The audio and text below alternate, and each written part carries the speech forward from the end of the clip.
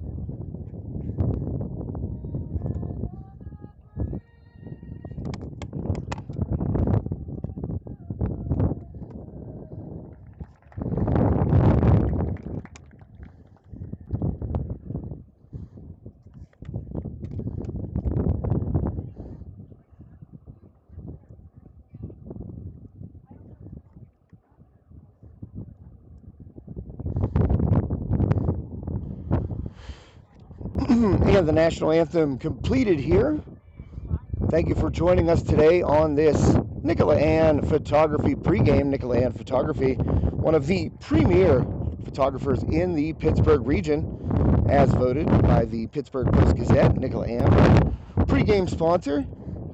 Apologies for the wind. It's blowing straight into my face, so the microphone going to pick it up. What's up, Mr. Roop? How are you, sir? John Roop, walking by here, heading up to the junior high baseball game. Plenty of familiar faces here at Armstrong for High Top Sports Network. Of course, we've been broadcasting Armstrong Sports since our inception in 2020. So a lot of folks always come up and say hello. Got a nice greeting from my former junior varsity basketball coach and varsity cross-country coach, Todd Ashbaugh. He stopped by a little earlier as I was getting the setup going here. So I put a piece of athletic tape over the outside of this microphone. Hey, how are you?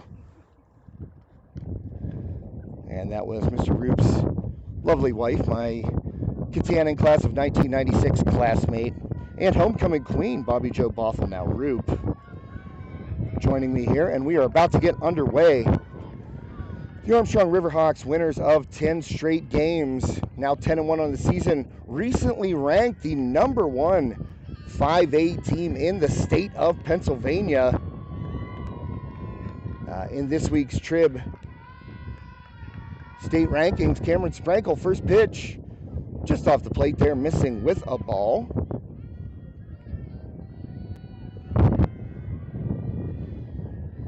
We're out here in left center field. As you can see, the zoom in there on the pitcher, catcher, hitter, and umpire. And then, of course, the drawn-out field view, getting you the entire infield, most of the left field. And if any balls are hit out to right, I will certainly describe them as best as possible. As I mentioned, wind blowing straight out into my face as the internet hotspot goes flying.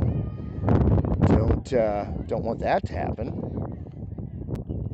I think I have everything pretty much secured, but hey, you never know. The wind up here is always kind of an adventure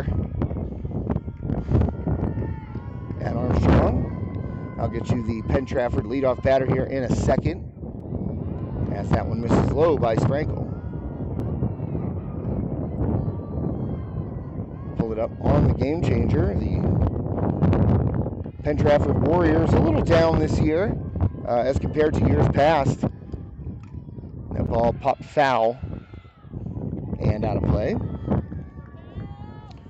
The Warriors won the Pennsylvania State Championship in 2019 and last year met these Riverhawks twice in the postseason, once in the WPIAL championship game and once in the PIAA semifinals. That one popped again foul out of play.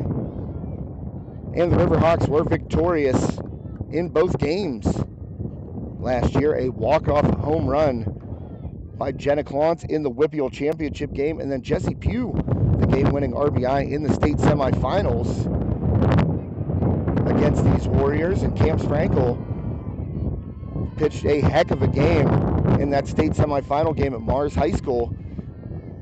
Gave up 2 runs in the first and then nothing after. That ball just off the plate for a ball. So now we have a full count.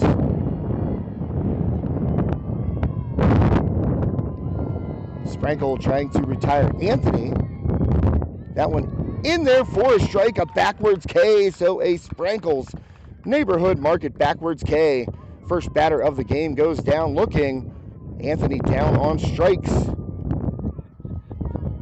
Thanks, of course, to Sprankle's Neighborhood Market, our scoreboard sponsor this afternoon, and also the sponsor of the backwards K. Got one right there as Cam Sprankle retires Anthony for the first out of the inning. That ball stroked deep left field. Clance looking, and it's gone. A solo home run here, second batter of the game for Penn-Trafford. They didn't even have her listed on the game changer, but I'm going to pull it up real quickly. It was number 17 for the Warriors.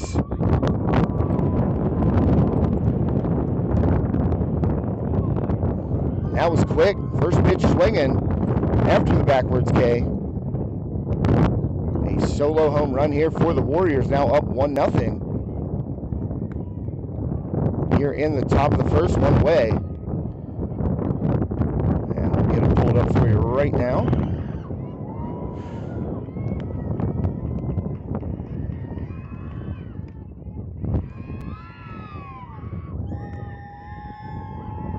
Well, that's last year's roster, so we don't want that.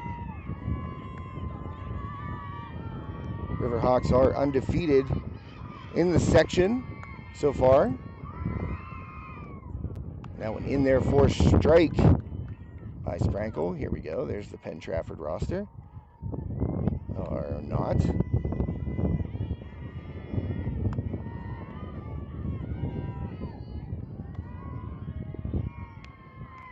Sprankle trying to work around that one-out home run. Hits the corner there. Nice frame job by Isabella Atherton behind the plate.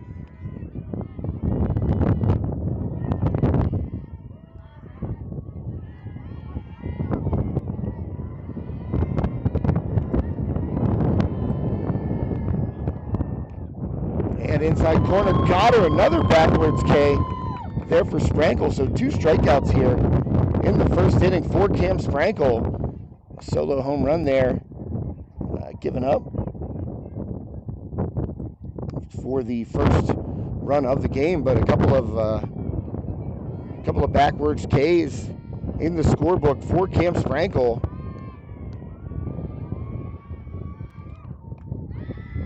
And first pitch is a ball.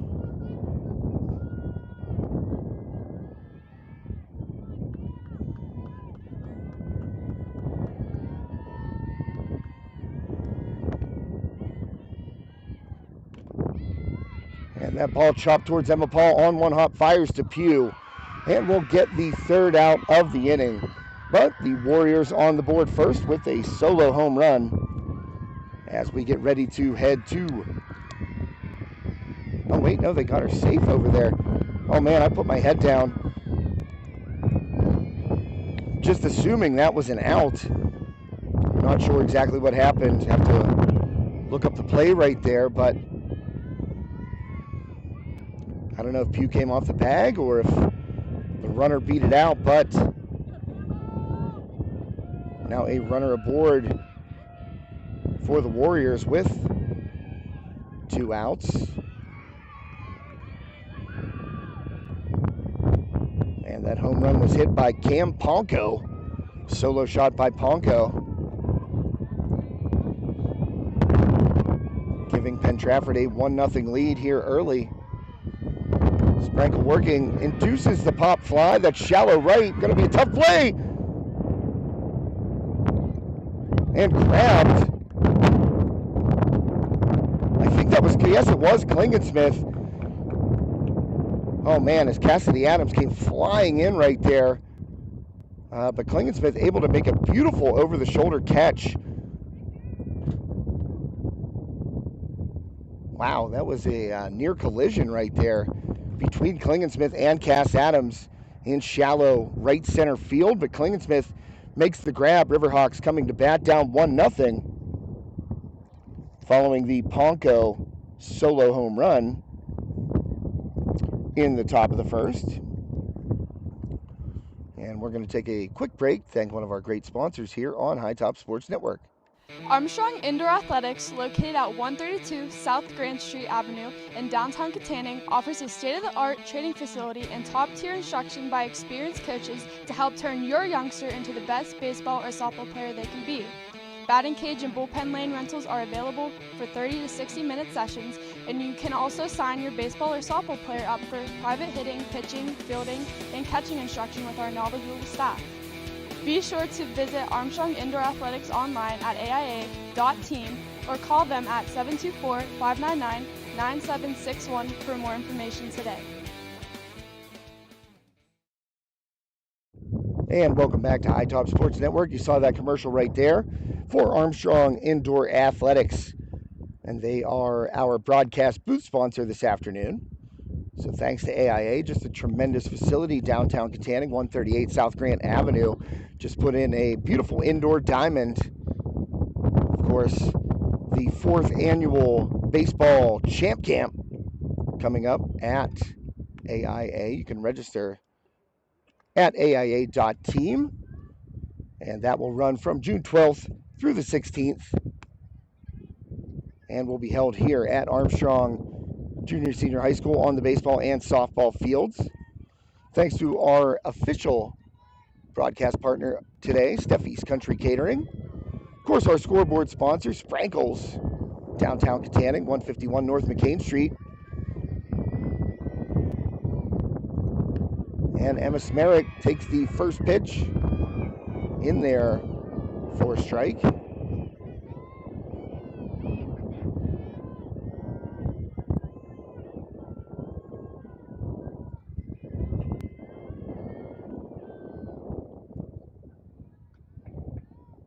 And that one gets away back to the screen.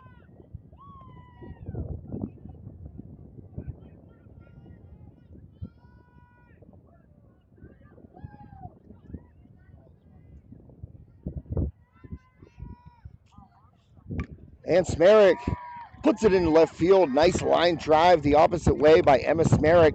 Able to wait on that pitch and serve it out into left field for a base knock. So the Riverhawks have the leadoff runner aboard here in the first.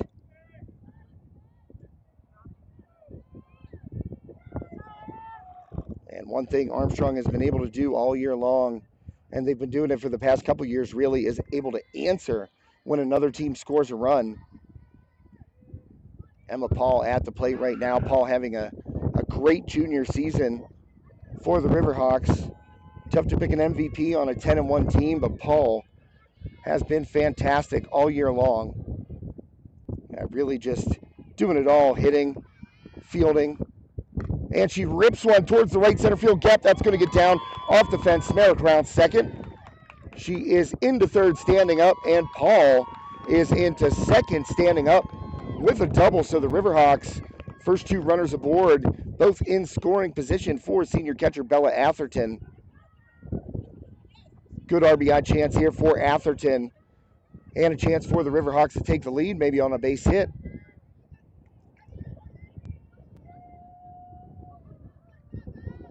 So Atherton takes first pitch, upstairs and out of the zone.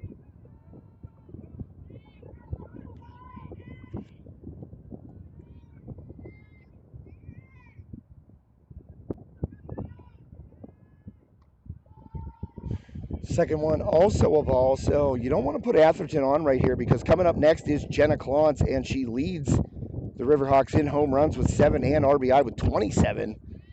So trying to work cautiously to Atherton, and that ball ripped into the right center field gap. That's going to get to the fence and score 2 as Atherton doubles home Smerick and Paul, and the Riverhawks just like that, 3 batters in to the the bottom of the first inning. Now in the lead, 2-1, thanks to Bella Atherton's 2-run double, and she will be replaced by Olivia Yancey as a courtesy runner. So some high fives for Atherton as she comes off the field.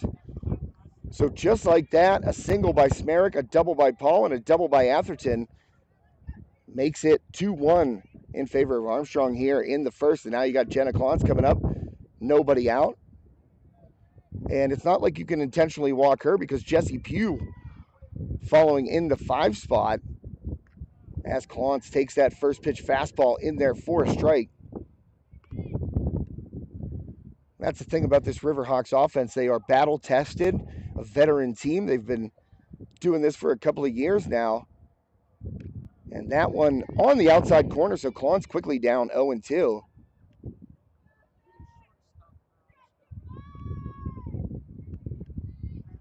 So Clontz with 2 strikes. Yancey out at second base.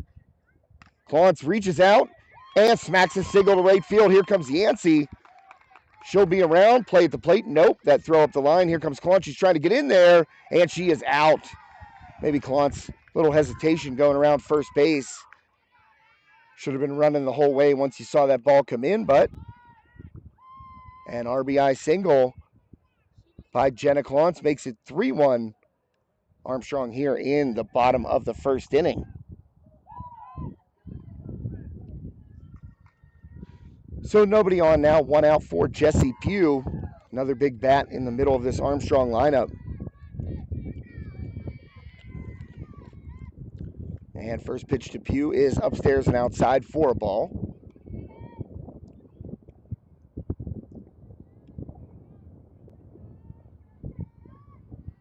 Pugh suffered a pretty scary, nearly a scary injury earlier this season in a non-conference game against Freeport. It was a sacrifice bunt attempt. Pugh racing in and dove and actually hit her collarbone off the corner pole of the fencing in front of the Freeport dugout, but she didn't miss much time. And Pugh reaches out, just got that one off the end of the bat, and flies out to center field. So Pugh got the extension right there, but just not enough to get the sweet spot of the bat on the ball. And that will be the second out for Armstrong here in the bottom of the first inning.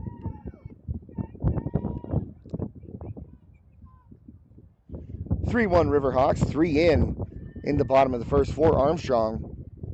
Top of the order doing their job for the Riverhawks. And a swing and popped out of play, foul.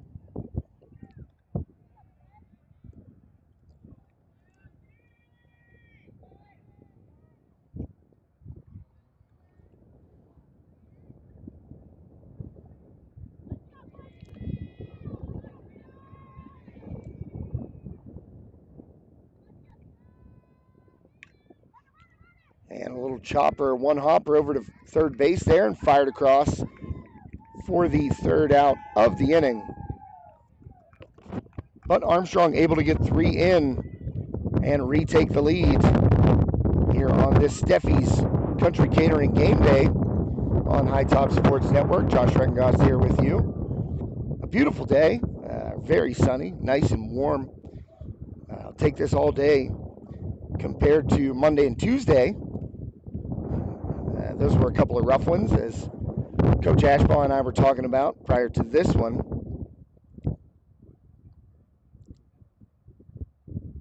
Little wind, of course, blowing straight at me. I'm sure you can hear it coming through the microphone on my headset. And starting for the Warriors, I don't think I announced her, it's Jaden Pellis on the mound for Penn-Trafford. So she was able to get out of that inning after surrendering 3 runs. Leadoff single by Smerick, a double by Paul put runners at second and third. And then a 2 RBI double by Atherton. And she was able to score on Clonce's RBI single to right field, so that's where we stand right now. 3-1 Armstrong.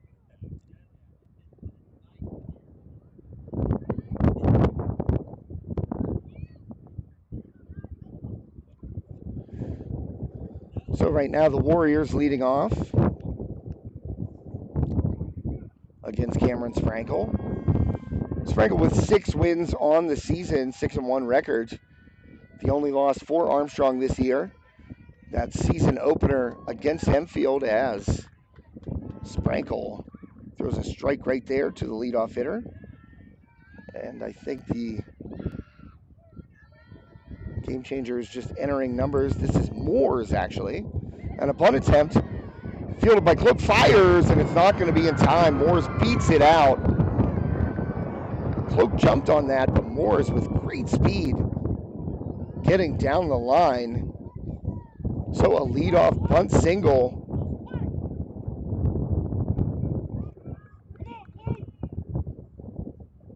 There by Moores to start it off for Penn-Trafford.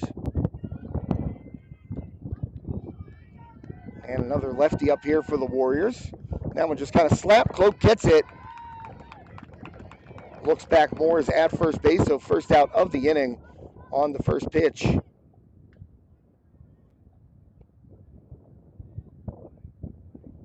Just trying to get the Penn-Trafford roster up here. I'm going to follow them on Game Changer. Join the team. I am a fan. And I am a fan, obviously. Fan of WPIAL softball. Fan of all sports here that High Top Sports Network is able to broadcast throughout the seasons.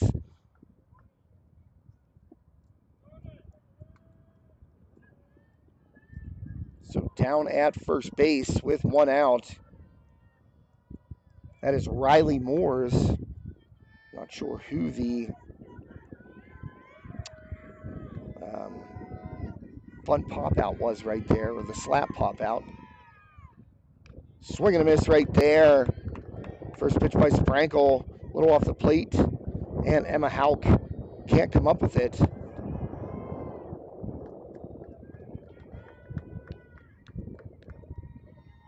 So 1 away, Riley Moores at first base, Hauk at the plate.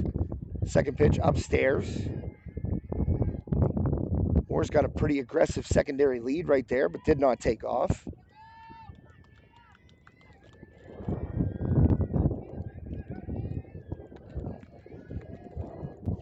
Sprankle with a couple of strikeouts in the first inning.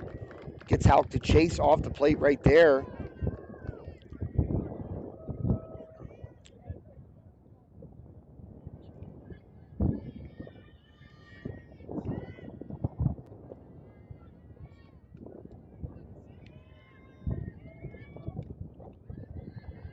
And missing with a ball outside is Sprankle.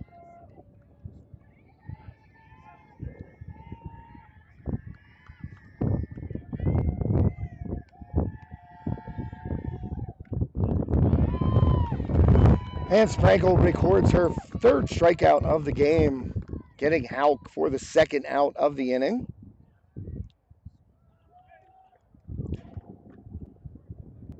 So 2 down.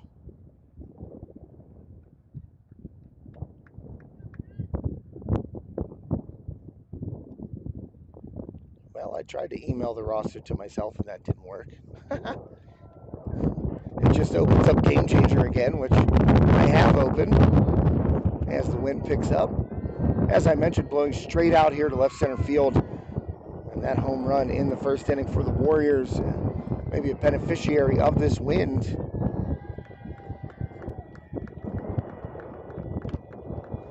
And Cloak, jumps on it, but hopped off the field. And foul picked up by Cloak.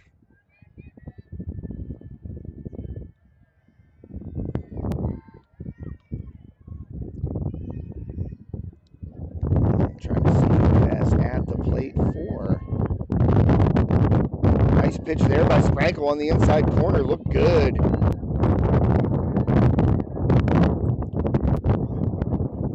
And this is Sepe at the plate for the Warriors. Sprankle ahead in the count 0-2. Change up off the plate. Atherton snags it. Moore's back at first. So 2 down here, 1-2 count to Sepe. Armstrong up 3-1 and fouled away, so Sepe stays alive.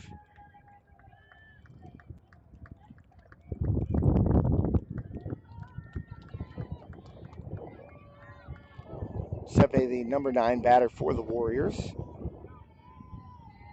So Sprankle trying to get out of this before the order turns over. Fastball in there, another backwards K, and that is a Sprankle's Neighborhood Market backwards K. Remember to visit Sprankle's every Wednesday. $5 sushi rolls for that sushi madness, of course. An unrivaled meat selection. And they also carry a bunch of locally made quality goods. Burritos by Scott, fantastic. I wanted to pull Sprankles up here on the old Facebook, because if you are familiar with Sprankles Neighborhood Market, you know that they are extremely active on social media. A lot of giveaways, a lot of cool stuff at all Sprankles locations, of course. One in downtown Katanning here, 151 North McCain Street. Of course, one in Saxonburg. And one in Leechburg as well.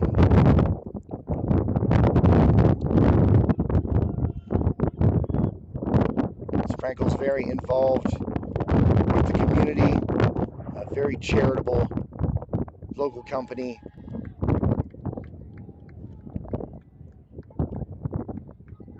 I know they've been already starting to advertise the Oktoberfest.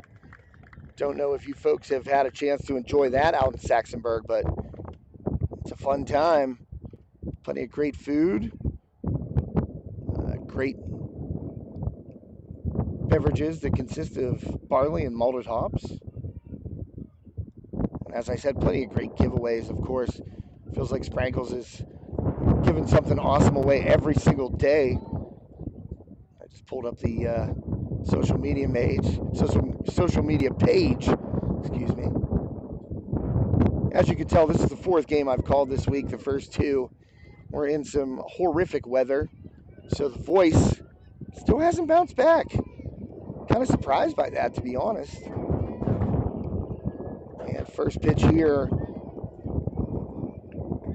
by Pellis. And that is going to be a ball to Cassidy Adams, center fielder for this Riverhawks team. And Adams takes ball 2 high and away. But yeah, those first couple games this week here on High Top, I was out here for the Riverhawks softball game against Kiski, and it was just brutal. Wind, rain, right in my face. It was wreaked havoc. And then on Tuesday at the baseball game across the road there, it's just been, I need some tea. I have some tea, but it's not actually hot tea. I like to drop a Hall's Mentholyptus into a hot cup of tea, kind of help the voice come back, but didn't have a chance to do that today. Adams, ground ball to short, picked up onto Hobbs, fire across. And the first out of the inning is recorded. Nice play there by Pusateri, firing over to Drados for out number 1. Adams grounds out.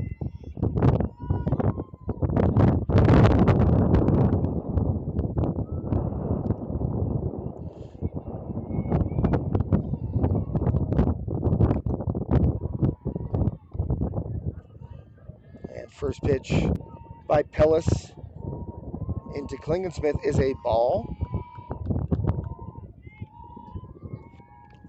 And that one just off the plate. Pellis, good location. Keenan trying to frame it behind the plate, but did not get the call. Klingensmith made that nice over-the-shoulder catch to end The Warriors at bat in the first inning nearly collided with Cassidy Adams there in short right center, but Adams dove out of the way. Klingensmith made a nice grab over the shoulder to retire the Warriors there in the top of the first. And Klingensmith swings through that offering by Pellis. Good fastball by Pellis right there. Warriors got that home run from Ponko, their lone run of the game, a solo home run. Klingensmith reaches out, strokes one toward the right center field gap. That's going to roll to the fence. Here comes Klingensmith around into second, throw wide of the bag. So Jordan Klingensmith, a one-out double, and the Riverhawks are in business again. A runner in scoring position. That's going to bring up Cameron Sprankle. Colt is her brother. Don't know why I said that. Colt's a quarterback. Cameron is a pitcher. I got Sprankles on the brain. I'm trying to tell you about Sprankles Neighborhood Market. And I called Cameron Colt, which I'm sure her parents have done. You know, I grew up as a brother. I have two younger brothers. They both have J names like myself. I'm Joshua. Middle brother is Jacob. As Sprankle sends one deep right center, and it's caught at right field. Klingensmith will hold at second base. But my parents, grandparents, pretty much everyone surrounding my family has always gotten me and my brothers confused due to the J names. So 2 down now. Pellis gets Cameron Sprankle to fly out to right center field there.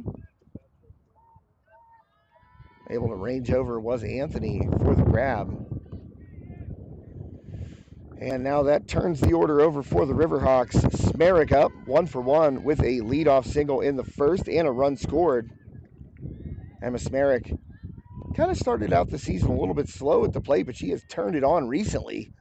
And there's ripped into right field. A base knock. Here comes Klingensmith around third base. Throw cut off at second.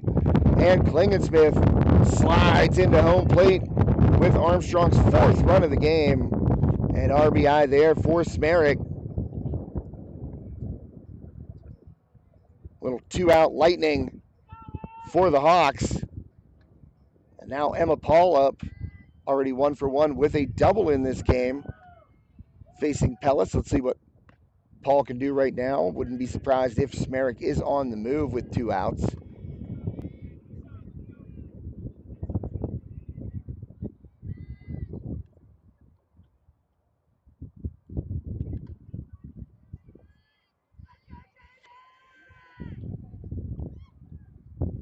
And that one will throw behind Smerik, and she's done this so many times. As soon as that throw goes down to first, she breaks automatically for second, and she is too fast for that throw to get from catcher to first to second. And Smerik is in there with a Phoenix Physical Therapy Katanning stolen base. Visit PhoenixPhysicalTherapy.com. Make your appointment today. Damon Fermani and all the fine folks up at Phoenix in West Katanning at the Franklin Village Mall. They will help you recover, recharge, and rise to new heights after an injury. Just visit them online, PhoenixPhysicalTherapy.com. Phoenix has been a fantastic sponsor of High Top Sports Network, both of our coverage of Armstrong and West Shamokin Sports, and sometimes Portage.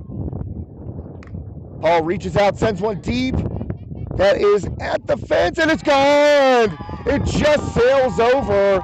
Emma Paul launching a 2-run, 2-out home run to tack on a couple more for the Riverhawks. And don't want to take anything away from Emma, but I don't think she got that one as clean as she's got some other ones we've seen here. And that got up in the jet stream and just carried out over the fence. Schlegel at center field for the Warriors, kind of just ranging back and got to the fence, and that ball landed maybe 15 feet over the fence. So a 2-run shot for Emma Paul makes it 6-1 here in the second inning. Riverhawks on top. And now Bella Atherton going to come to the plate.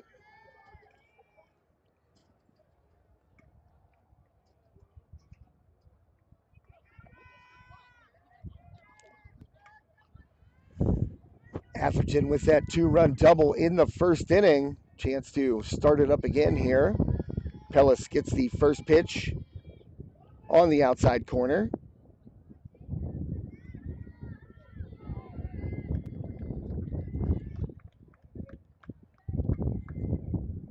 And Atherton takes that high. I don't know if that was a changeup or what, but out in front of it a little bit right there. Chopped it down the third baseline, foul for strike number 2. So Pellis now in front of Atherton, 0-2.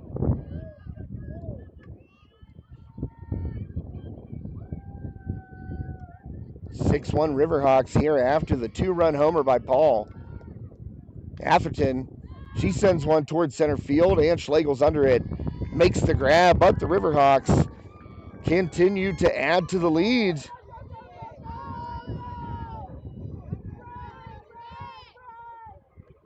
As Armstrong puts 3 more on the board so far. 6 runs on 7 hits for the Riverhawks in this one on this Steffi's Country Catering game day. Thanks to Terry Steffi, fantastic supporter of High Top Sports Network. And I just saw that Terry posted this week's Sunday takeout special. Let's check it out right now while we have a break between innings. So this week's takeout special, deal 1, stuffed meatloaf, gravy, mashed potatoes, coleslaw, and rolls. 4 or 5 people, just $55. Deal 2, hot sausage rolls, seasoned noodles, macaroni salad, and corn for 5 people. That's $50. Also has 8x13 pans of lasagna, hobo beans, mac and cheese, wedding soup, potato salad, and for your sweet tooth, minis of the apple cake, spice cake, and strawberry cheesecake. So go to Terry Steffi on Facebook, place your order there. And of course, if you want your next event to be catered with some of the most delicious, scrumptious, filling home-cooked foods, just get in touch with Terry. They still have a few open dates for graduation parties. So reach out to Terry. That's Steffi's Country Catering, our official broadcast partner this afternoon. 6-1 Riverhawks as we begin the 3rd inning.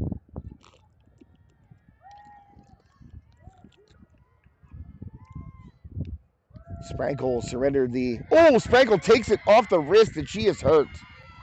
That was a solid line drive, and I think Cam Sprankle took that off the wrist of the glove hand. Smoked back up the middle there by Anthony. And Sprankle immediately dropped the glove. I think it might have been knocked off, actually, in the motion of trying to get her hand in front of her. So Anthony with a base hit. That line drive right back up the middle. Sprankle is walking off the field, so we're going to see Madison Baker right now as Baker runs out of the dugout to try and maybe loosen that arm as quickly as possible. Oh, man, you feel for Cam Sprankle right there as Anthony just smoked that one back up the middle. It looked like it caught the wrist very cleanly. So Sprankle going to take a seat in the dugout and being attended to by the Armstrong coaches. See the Iceman, Todd Harvey, driving the cart down there, the co-athletic trainer for Armstrong Sports.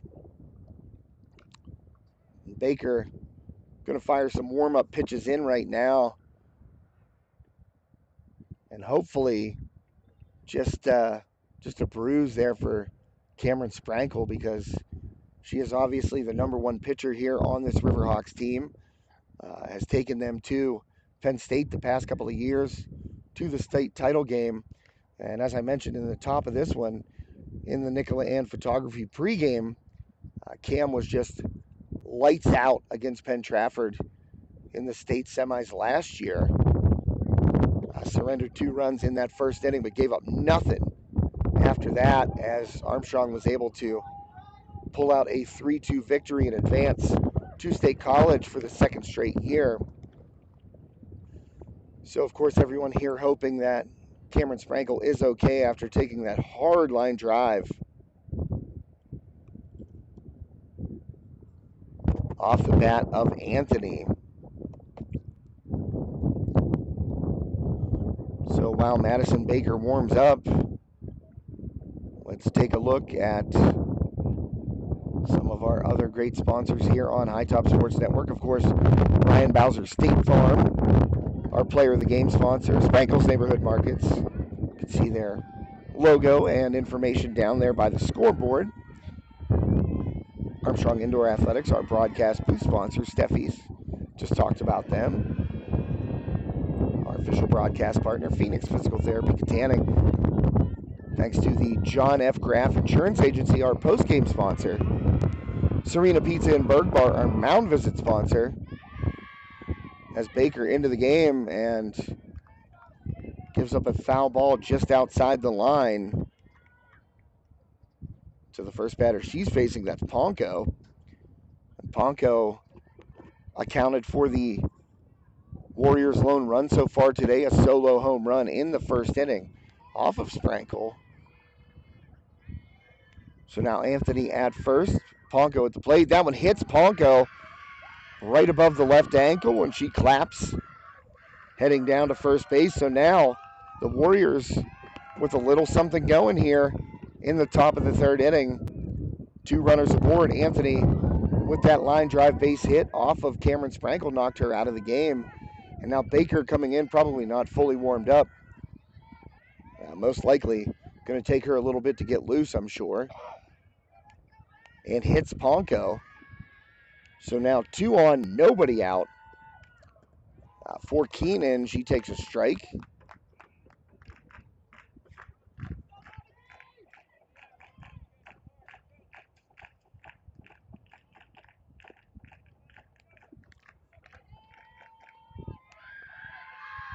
So the Warriors come into this one 3-7 on the year. Ground ball up the middle. That's going to be a base hit off of Baker. Adams fields it. And around to score will be Anthony.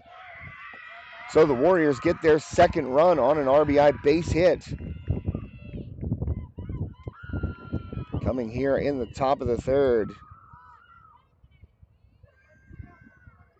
Off of Madison Baker, who was thrust into action quickly after Sprankle was line drive by Anthony. Anthony comes around to score on that RBI.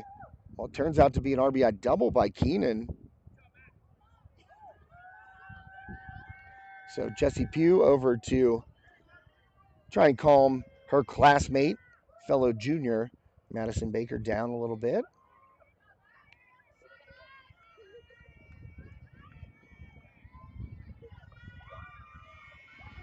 So that RBI single by Mackenzie Keenan. Well, double, I guess, as she advanced on the throw back in. So an RBI double there by Keenan makes it 6-2. Riverhawks in front. And now Baker, first pitch. And it hits the batter Forsyth. So that'll load the bases. A wild turn of events here in the top of the third inning. Riverhawks kind of seem to be finding that sweet spot where they can get into cruise control a little bit with a 5-run lead. But now, after that inside pitch hits Lex Forsyth, the bases are loaded, still nobody out for the Warriors. First pitch by Baker, missing high and outside.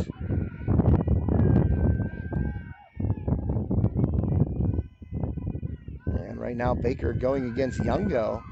Youngo sends a drive deep center field. Adams back, catches it right in front of the fence. Tagging up at third base will be Ponko. She'll score.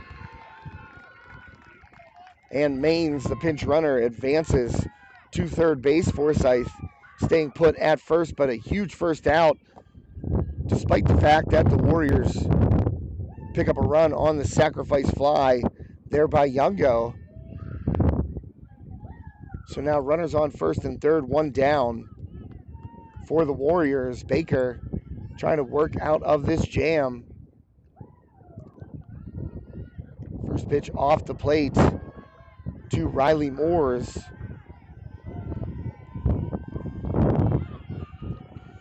Moores 1 for 1 in this game.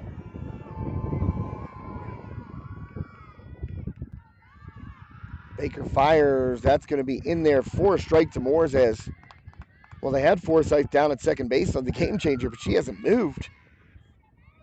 Interesting that the Riverhawks game changer had Forsyth already taking second base, which you would kind of figure she would here. She does not.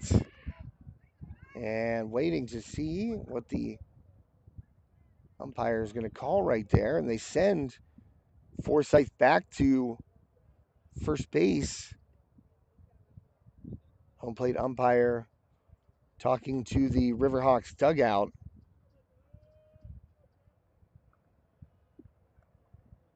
So Forsyth remains at first base.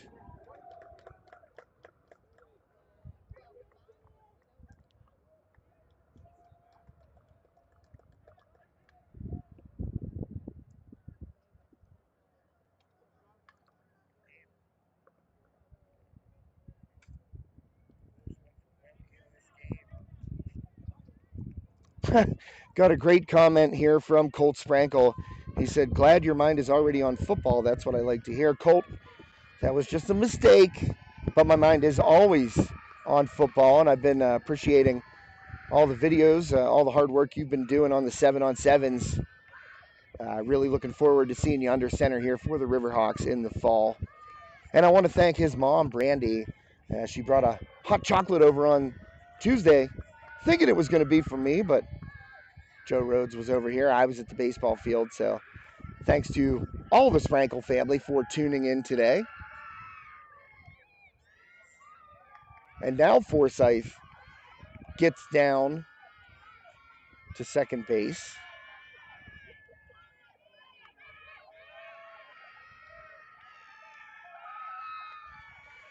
So the Warriors really a chance here with a base hit, a swing and a miss.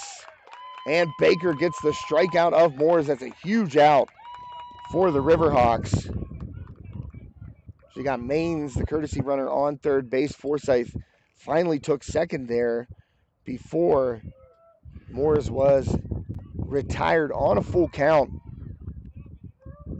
There by Madison Baker, kind of thrust into this relief role with absolutely no warm-ups as Cam Sprankle took the line drive on the wrist. Baker changeup outside. That'll be a strike. So Baker trying to get out of this.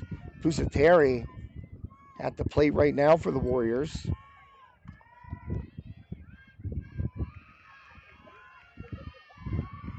Baker fires, swing and a miss. Pusateri now quickly down in the count, 0-2.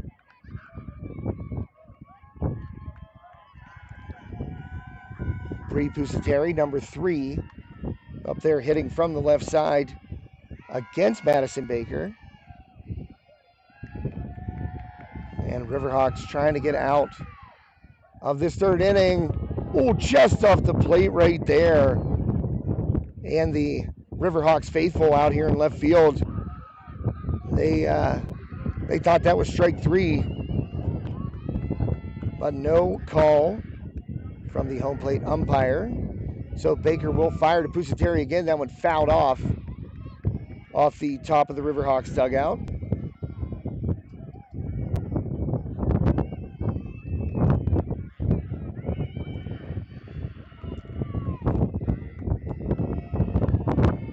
So another big pitch here for Baker to Pusateri. Count is 1-2. Pusateri again fouls it off over towards the Riverhawks dugout.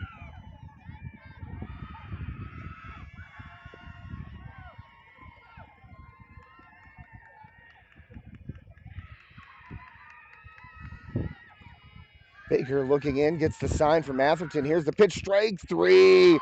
And I called that one from out here in left center field. No way the home plate umpire could let that one go.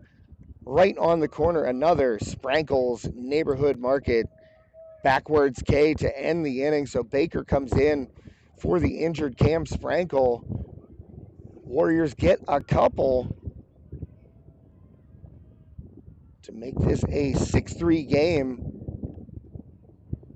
You are watching High Top Sports Network. Josh Recknost here with you on a beautiful Friday afternoon here at Armstrong Junior Senior High School.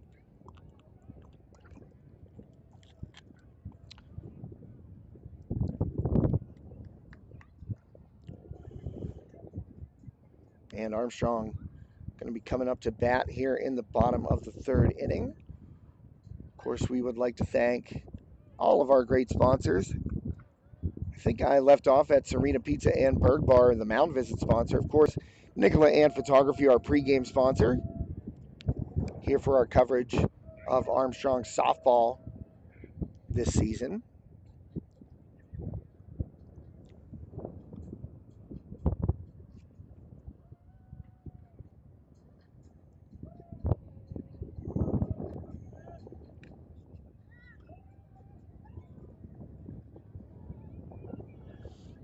So Pellis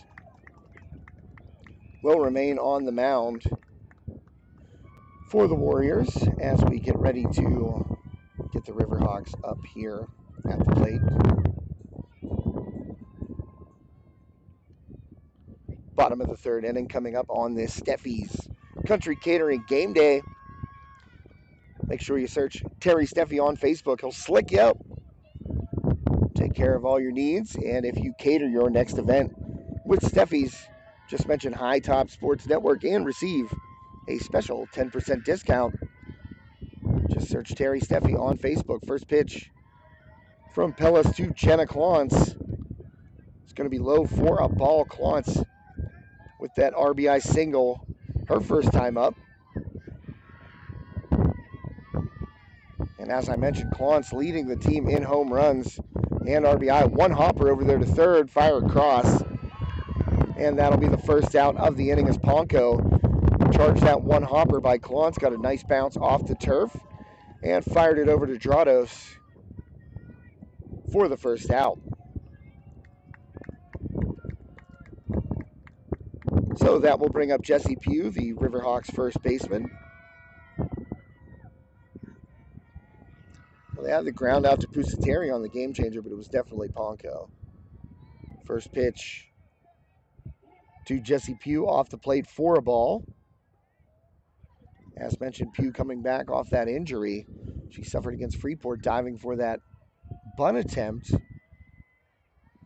but has looked good in her return. Pugh 0 for 1 today.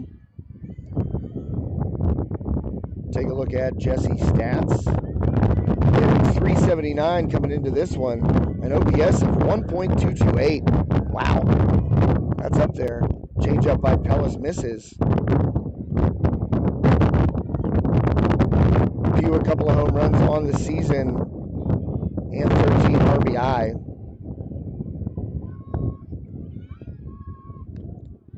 That one in there for a strike from Pellis. I was going to mention Emma Paul's numbers a little bit earlier. Paul coming into this game batting .545 and has hit her 5th home run of the season in this one. So Emma Paul really having a solid year for the Riverhawks as Pugh draws the one-out walk from Pellis.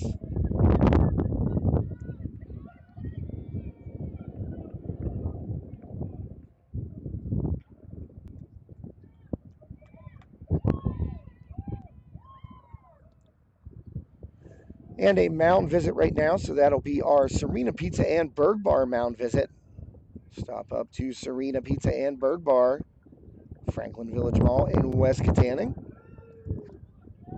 Getting a spam call as I try and talk about Serena's. Jamie and Drew up there, great folks, been a sponsor of High Top since the beginning.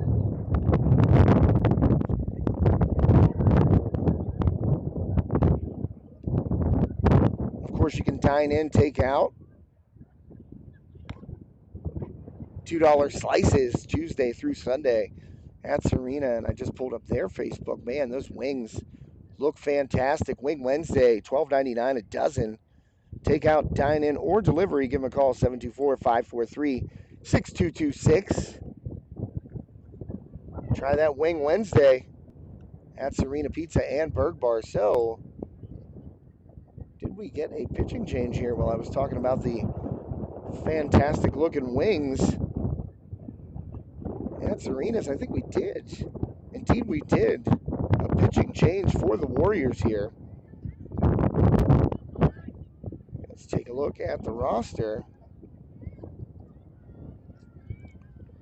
Into the game right now, number 33 for Penn-Trafford's. That would be Haley Pockrant.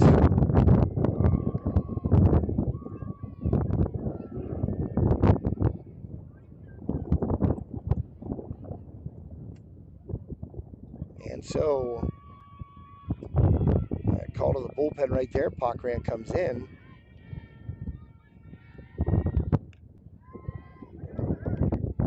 And that is a ball to Shelby Cloak, 0 for 1 in this game.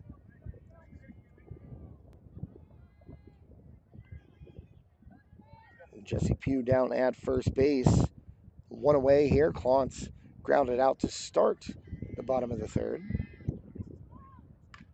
And Cloak, big cut right there, but fouls it away down the right side, out of play. That'll make the count 2-1.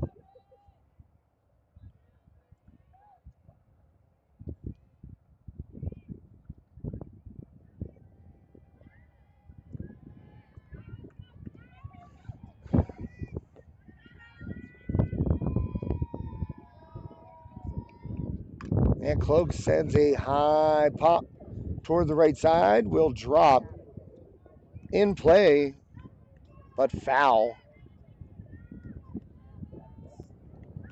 So the count even at 2-2.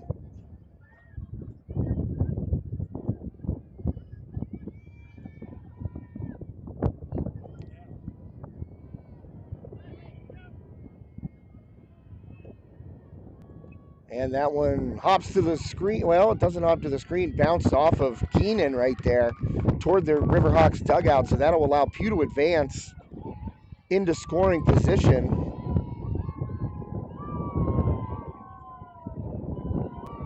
So now Cloak with a full count. Pockrant with Pugh down there at second base. Now 1 out. Cloak again swinging a foul ball behind the screen, out of play.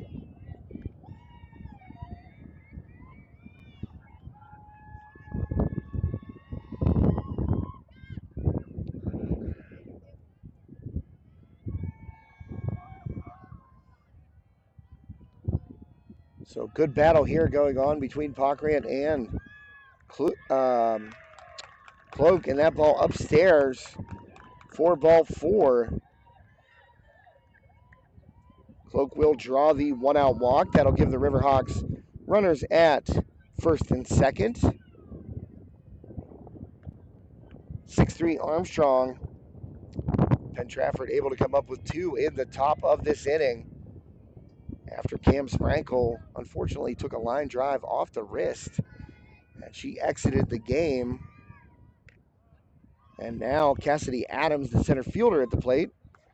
And that pitch by Pockrant right at the knees on the outside corner for a strike. Good location there. So Adams. Oh, and that one pops off the front of the plate and over Keenan. Back to the backstop. So Pugh and Cloak advance. A wild pitch there by Pockrant.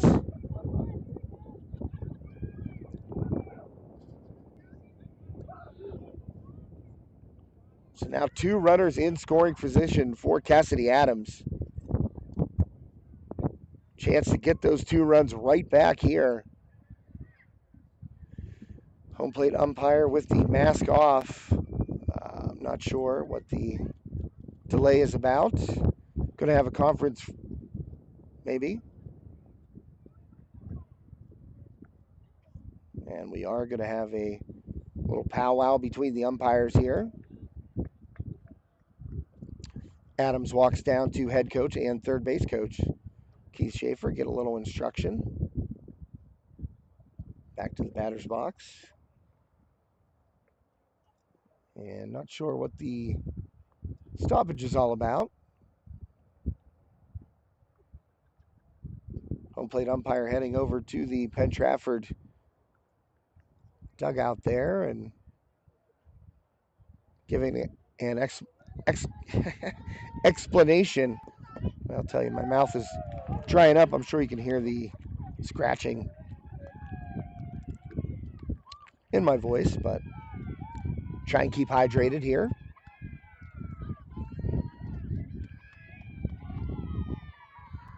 So back to the action. Adams at the plate, 1-1 count. And she bunts. That was going to be foul and touched up by Keaton behind the plate. So now Bach ran ahead in the count, 1-2.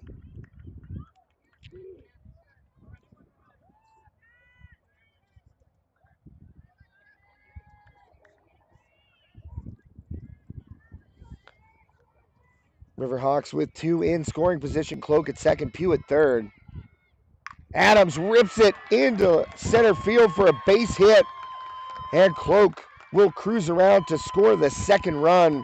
Another 2-run single there by Cassidy Adams. Riverhawks get those 2 runs right back. And it is now 8-3 in favor of the home team. Armstrong up by 5 once again here on the Warriors. Adams has been clutch this year, delivered the game-winning hit at Franklin Regional last week. A 2-run single in the 7th. So Adams coming through right there. Base knock to center field off of Pockrant. Scores Pugh from third and Cloak from second.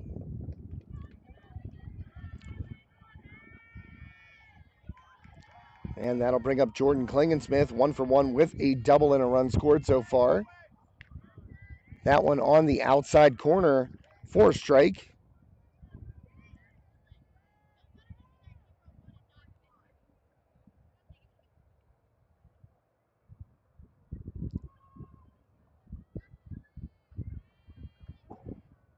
And that one high. Throw behind Adams. There was a collision right there. And the ball goes into right field, so Adams will advance. Collision between Adams and Penn-Trafford first baseman Drados. Trying to get back to the bag. That throw went all the way out into right field. Anthony was a good throw back in, but Adams able to advance to second base, so now she's in scoring position. Only one away here. Jordan Klingensmith at the plate. 1-1 pitch. And a ground ball. Adams going to take off towards third. She'll advance as Klingensmith grounds out for the second out of the inning.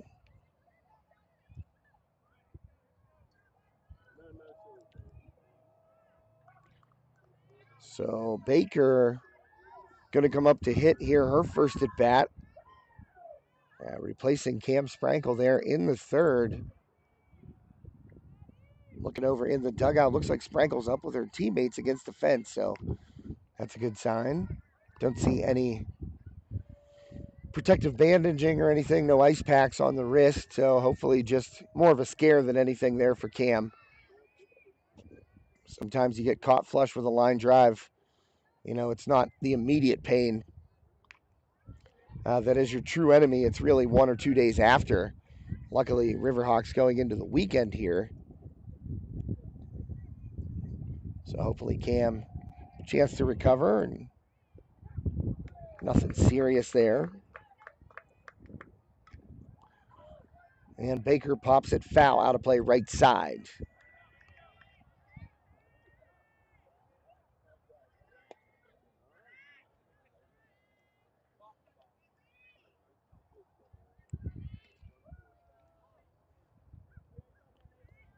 So Baker here, 2-1 pitch coming up.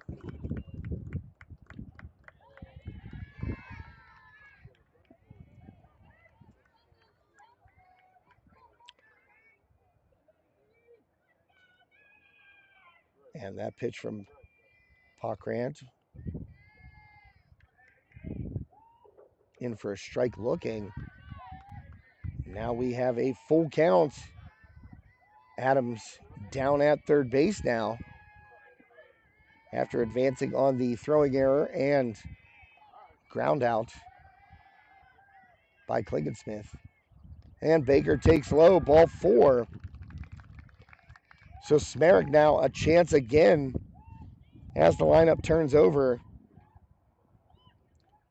Her third at bat in 3 innings. Coach Schaefer going to let the umpire know that Baker will be replaced by a courtesy runner. Smerek 2 for 2 in this one. Couple of runs scored and an RBI for the Armstrong leadoff hitter. And we're going to have a mini timeout here. So I want to take a look at Smerek's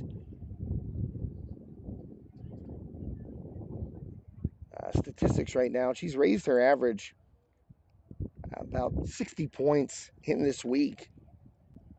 A couple of hits today, a couple more runs scored for Emma Smerek, one of the leaders on this team in runs scored. Actually third on the team now behind Emma Paul's 26 to lead the team. And then you got Clance with 16. Then Smerek, excuse me, now after today with 15. So Smerek, average, maybe not where she likes it, but has been ripping the ball so far this week. And we're going to have another pitching change here for the Warriors. Let's take a look at their roster really quickly and see who is going to be on the hill right now. This will be the second pitching change for Penn-Trafford.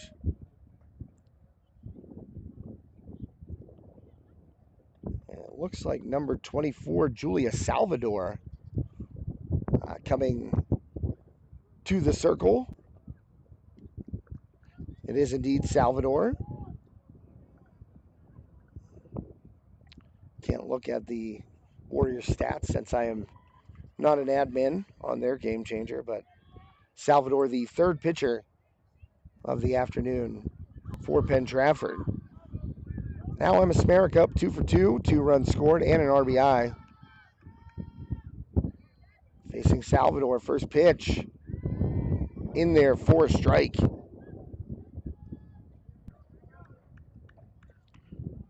8-3 Riverhawks here, 2 outs, bottom of the third inning. You're watching High Top Sports Network. Josh Schreckengoss with you. Hope you've enjoyed all of our baseball and softball coverage this week and throughout the season so far. Smerek takes ball low. Good block there by Keenan behind the plate.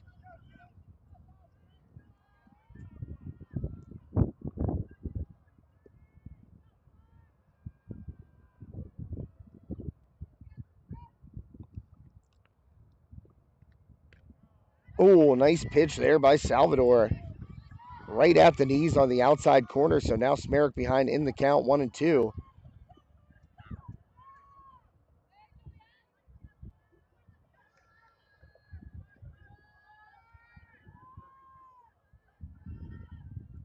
The 1-2 from Salvador. That's low, bounces away.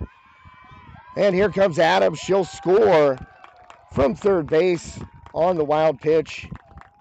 And McKenna Poore, who came in as a courtesy runner for Madison Baker, will advance to second.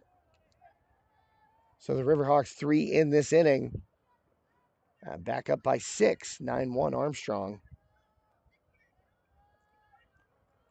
And now Smerek turns on it, 2-hopper to first, and picked up nicely there at first and stepped on for the third out of the inning.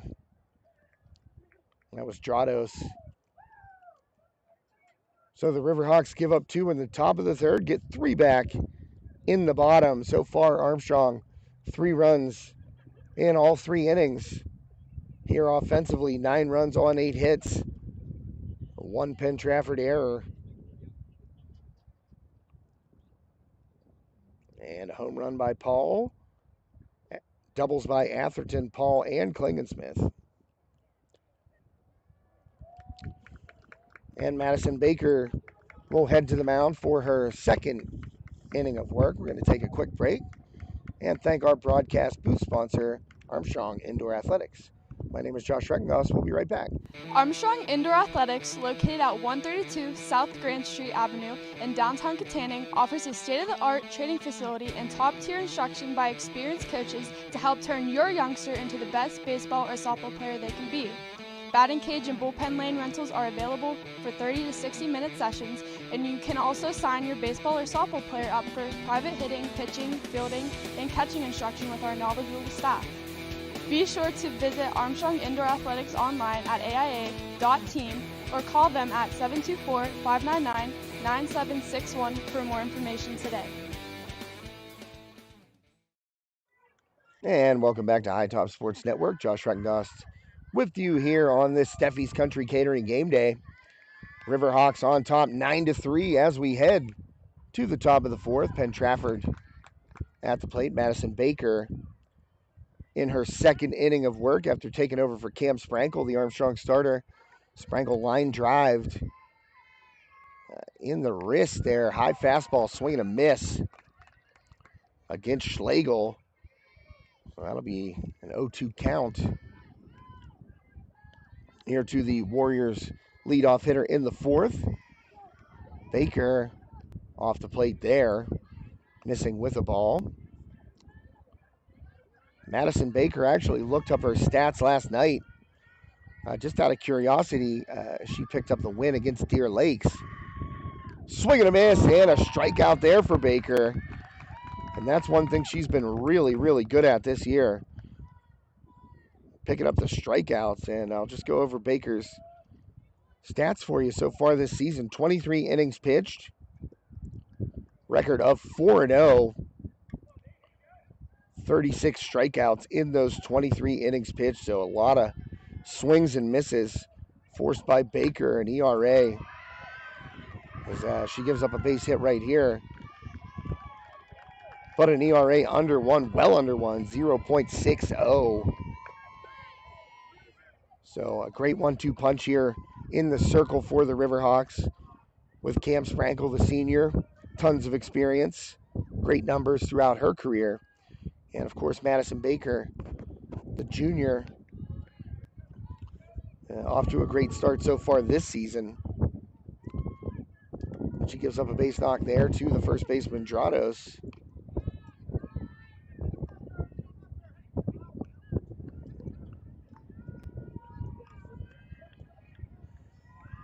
And right now with Drados at first base, Anthony up 1 for 2. Good pitch by Baker there on the outside corner.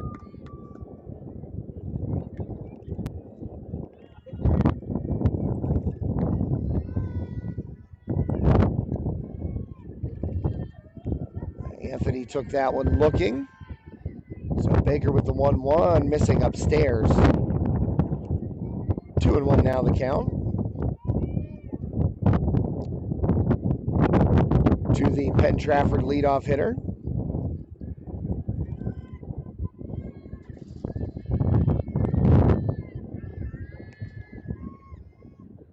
And again, great location there by Baker. And she hit Atherton's glove perfectly. Atherton kind of slid over toward that outside corner just a little bit. And Baker put it right on her, didn't even have to move that glove. So that'll even the count at 2-2. One out here, and Anthony sends that one to right field. And going to be down and foul.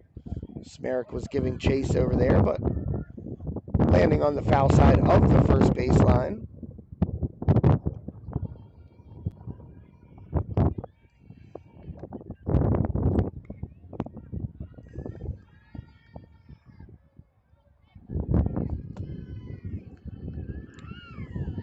So another 2-2 pitch incoming from Baker. And again, right at that corner, Atherton tried to frame it, but now we'll have a full count. One away, top of the fourth inning. Madison Baker with a full count to Anthony.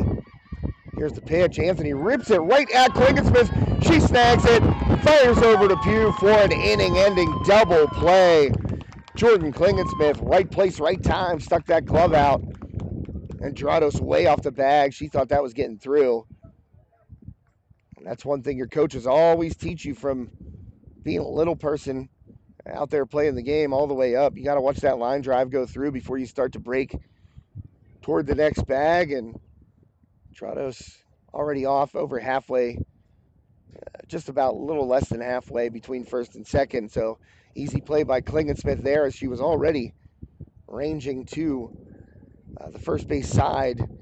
Just tossed it over to Pugh, inning-ending double play. And that'll do it for the Warriors in the top of the fourth. Riverhawks 9, Penn-Trafford 3. Here on this Steffi's Country Catering Game Day on High Top Sports Network. Josh Regengoss with you here, about halfway through this 2023 spring season.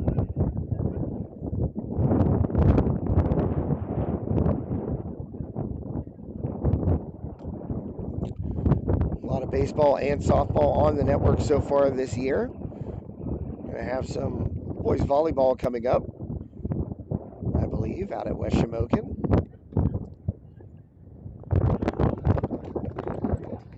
And Salvador going to stay in there for the Warriors as the Riverhawks come up to bat here in the bottom of the fourth. Going to be Emma Paul to lead it off for Armstrong. Paul, as I mentioned, just absolutely crushing the ball this year. She's already been our player of the game once, making a strong showing at being named player of the game again here against Penn-Trafford. Paul 2 for 2 with a home run and a double. 2 runs scored, 2 RBI.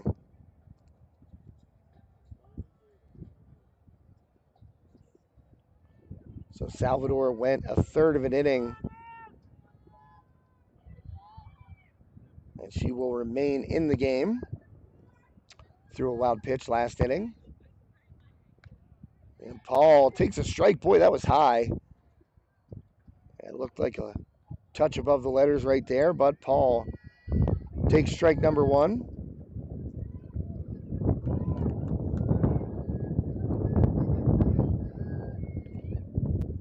Oh, Paul out in front of that changeup by Salvador, so quickly down in the count, 0-2. Nice mix of speeds right there by Salvador. So now Paul in the hole, 0-2. And she's on top of that one, but fouls it down the third base line off the fencing in front of the Riverhawks dugout.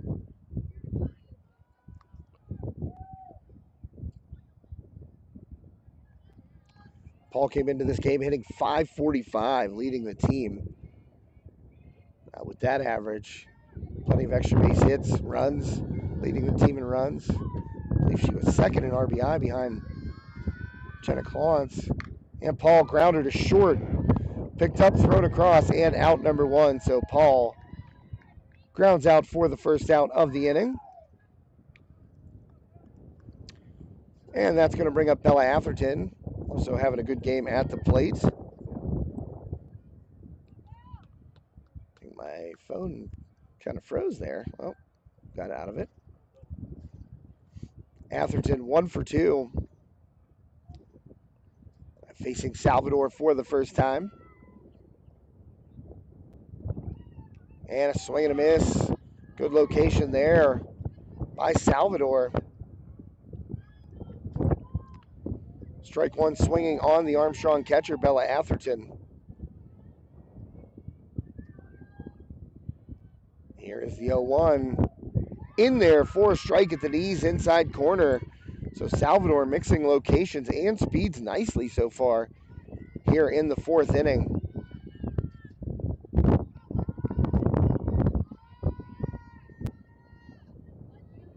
Atherton down in the count. And that one off the plate by Salvador makes it 1-2.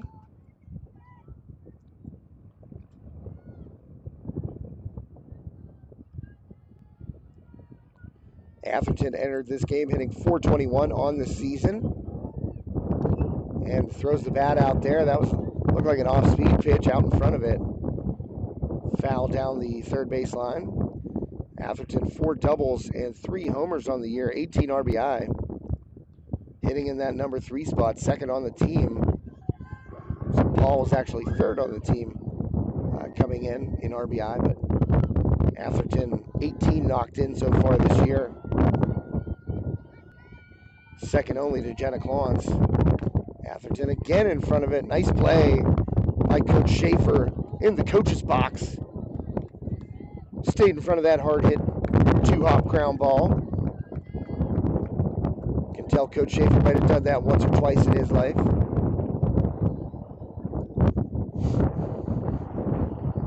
So again, 2-strike delivery, line drive, and snagged at third base. So Salvador had Atherton in front. Again, an off-speed pitch right there. Atherton got some pretty good contact on it.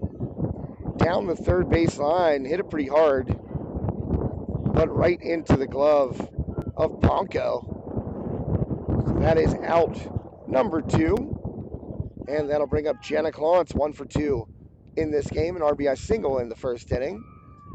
Takes that first offering from Salvador inside for a ball.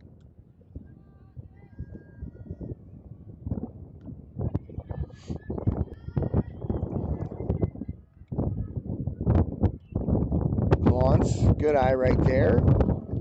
Is that pitch by Salvador up and off the plate, ball 2.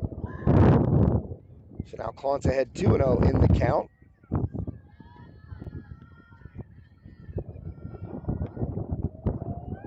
Clons swings, takes a big cut right there. She just missed that fastball by Salvador. That was right in the wheelhouse. Clons just a touch behind that offering. Make it 2-1. Let's see if Salvador comes back with something off speed. She does not. Fastball fouled at the plate. Evens up the count. 2-2, left fielder Youngo playing literally right in front of the fence. Here for Jenna Clons. Schlegel as well, only 2 steps in front of the center field fence. And Clons chases an off-speed pitch outside and low and swings and misses. Too anxious right there at the plate for Jenna Clons as Salvador puts together the first scoreless inning for the Warriors against the Riverhawks offense. Able to get through the heart of the order. Right there, a ground out by Paul, a line out by Atherton, and then Clons down on strikes. So that will take us to the top of the 5th inning here on this Steffi's Country Catering Game Day. Josh Reckengust here with you at Armstrong Junior Senior High School. Thanks for tuning in. And thanks to our scoreboard sponsor, Sprankles Neighborhood Market. 151 North McCain Street in Katanning. And you know, I'm always saying hashtag save on meat, sushi madness. Those are the things that I really go into Sprankles for.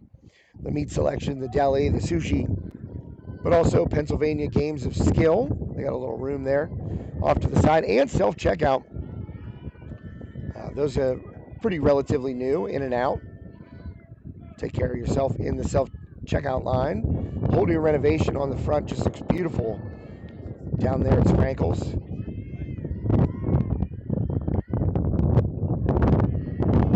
Of course, check out the bakery, and I mentioned the deli. They make their own roast beef down there. It is fantastic. Get that sliced up for a sandwich. As Baker now in her 3rd inning of work.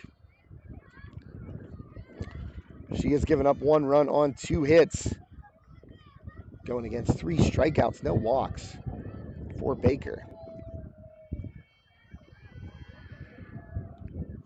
And that one catches the corner. Nice pitch there by Baker to Ponko. Ponko 1 for 1 with that solo homer in the 1st inning.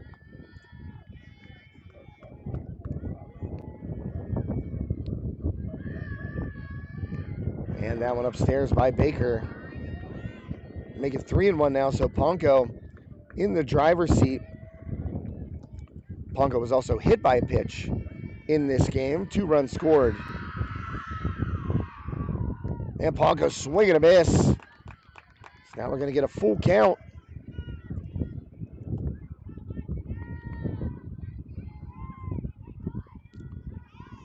Ponko been on base a couple of times here for the Warriors. Payoff pitch incoming from Baker. And Ponko reaches out and just serves it into right field. Smerik up to charge it. Ponko down there with her second hit of the game. Solo homer in the first and hit by a pitcher next time up. Now drops a single into right field.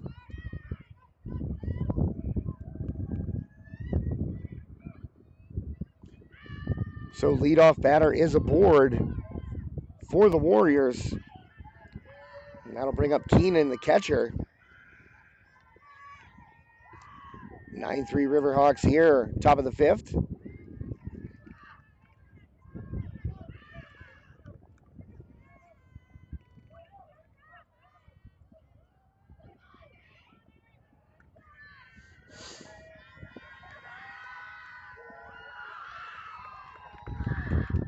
And that one popped up, out of play behind the backstop.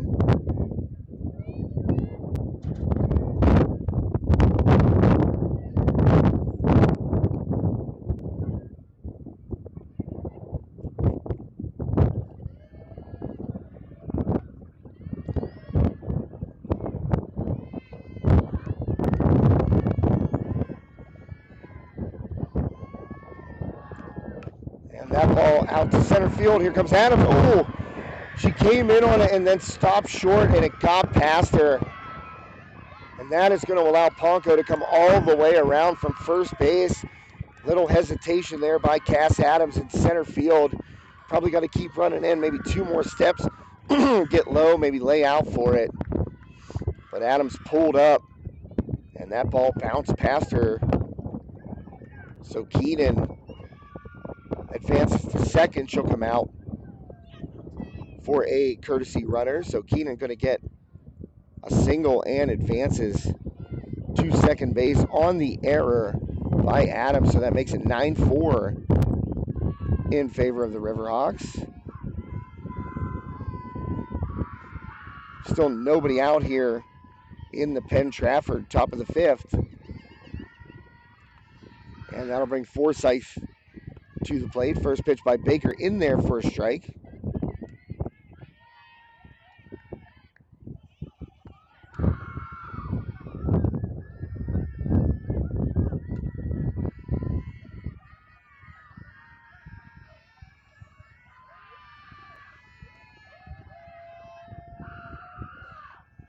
And that one popped up right field. Smerik under it.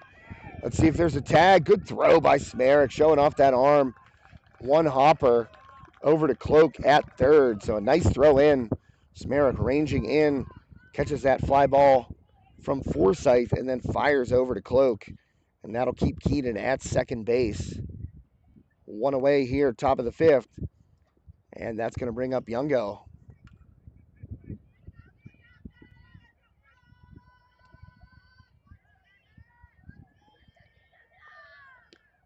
First pitch by Baker to Youngo, outside and low.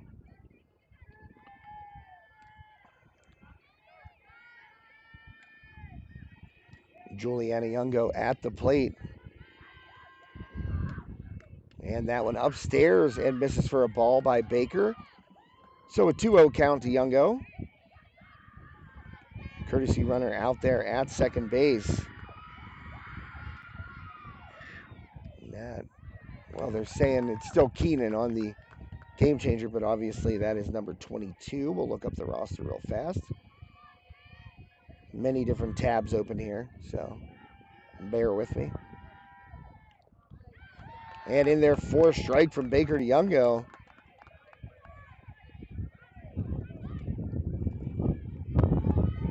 And that's Ella Maines. Came into courtesy run for Keenan.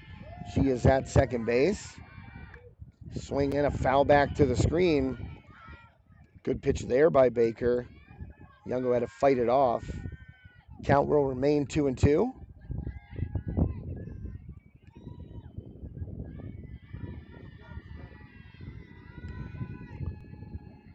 And that one just off the plate. Missing outside is Baker, so a full count here to Youngo. Maines at second, one away. Top of the 5th inning. And a little two-hopper. Klingensmith, she'll get the out at first. Fires over to Pugh to retire Youngo, but Maines advances to third. So now with 2 down, Penn-Trafford has Riley Morris coming to the plate. And Maines down at third. So Baker trying to get out of this inning. First pitch. Whew. Man, that looked good, but no call there from the home plate umpire. So Moores will start out with the ball, 1-0 count. That one in there for a strike from Baker. Evens up the count at 1-1 to Riley Moores. 1 for 2 this afternoon.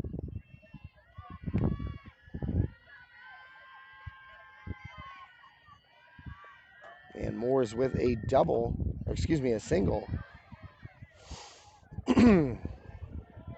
So 1 for 2 with a strikeout is Riley Moores.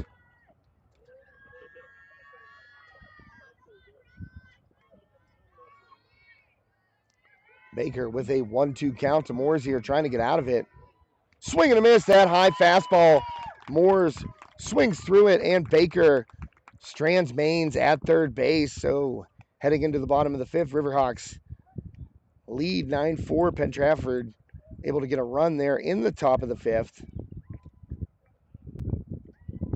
As Keenan was able to knock in Ponko, they're going to give her an RBI for that, even though they did score.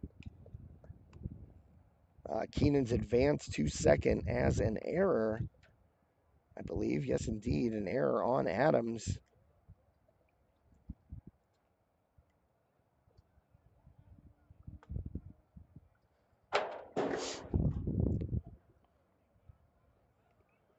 So make it 9-4. Riverhawks on top.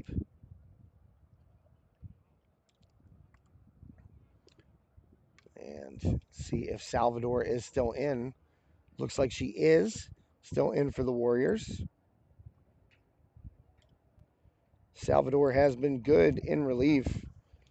1 1/3 innings pitched, no hits, no runs, no walks, and a strikeout. The only strikeout of the day for the Penn-Trafford pitchers.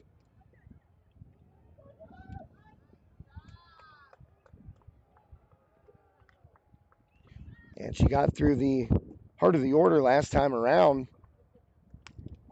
Paul, Atherton, and Clont. So Pugh going to be leading off. Pugh 0 for 1 with a walk and a run scored. So it'll be Pugh, Cloak, and Adams with Klingensmith in the hole to start the Armstrong 5th.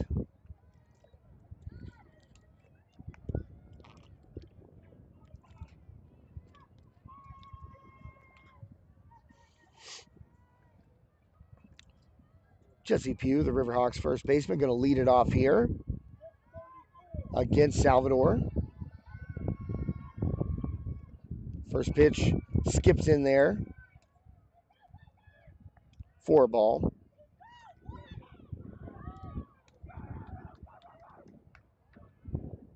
Pugh actually didn't miss any time with that injury, but she wasn't in the lineup the next day and then only brought in to pinch hit, I believe, the game after that. So Pugh swings, hits a ground ball through the hole, and that's a leadoff single to left field for Jesse Pugh.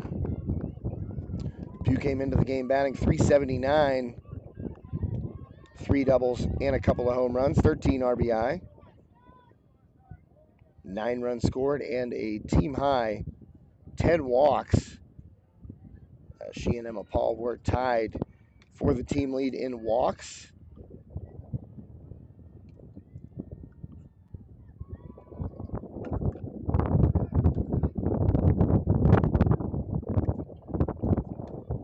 thing that's interesting that I'm looking over these team stats for Armstrong, 30 stolen bases in 11 games. That's impressive.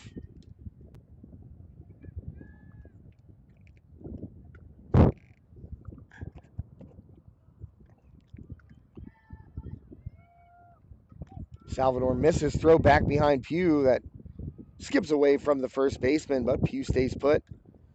Just got a message from Terry Steffi of Steffi's Country Catering. He said, my voice sounds like I need a couple of cupcakes. Well, Terry, I'm sitting here. You know where I am. I know you're probably watching at home. And my voice always needs a couple of cupcakes, whether it's scratchy or not. And yes, Terry, I do know how to call a game without a rainstorm, although haven't had many of those this year. Terry always tuning in, as I mentioned before, great sponsor. And I don't think I've mentioned the Sugar Rush Cupcakes by Terra, which are available by order. I always shout out the Red Velvet. They are a tried and true classic. But the triple chocolate buttercream with the mini chocolate chips on the icing, I'll tell you what, that one's up there, making a run for the top spot.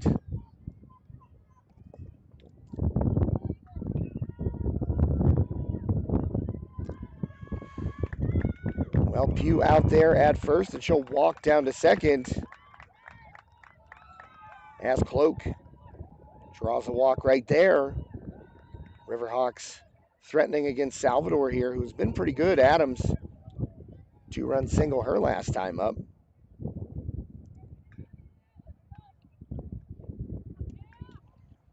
So possibly a chance for Adams to deliver again. Nobody out here, bottom of the fifth. Adams swings through that changeup. Good pitch there by Salvador. Nice location, took something off it.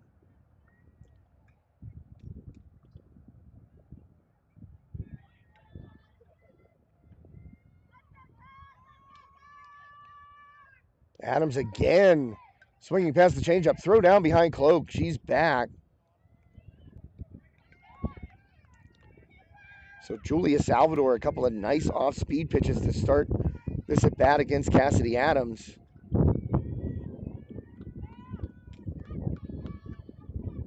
Trying to work out of this jam. That one in there for strike three. So Adams goes down looking. And that'll be a Sprankles Neighborhood Market backwards K. Salvador, great mix right there.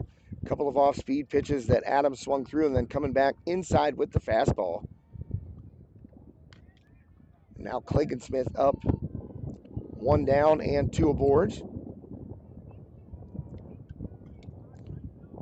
Smith 1 for 2 this afternoon. She also has a run scored. That one hit a double for Jordan Smith. Also made a nice play to snag a line drive and turn it into an inning-ending double play in the fourth. So Smith up now, 2-0 count.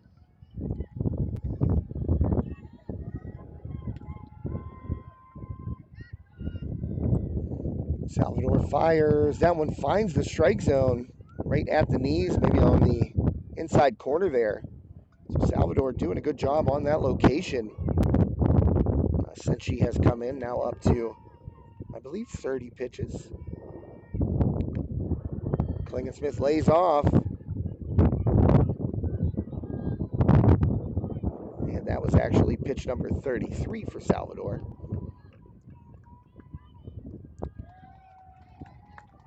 To make it a 3-1 count here. Smith swing and a miss. Same pitch that fooled Adams a couple of times right there. Salvador, that low and outside off-speed pitch. So now full count to Jordan Smith.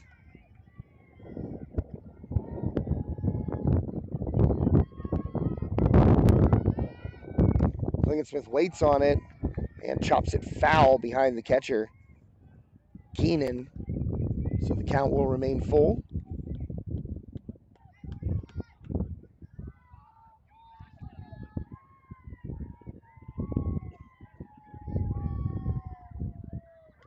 Riverhawks up 5 here in the bottom of the fifth.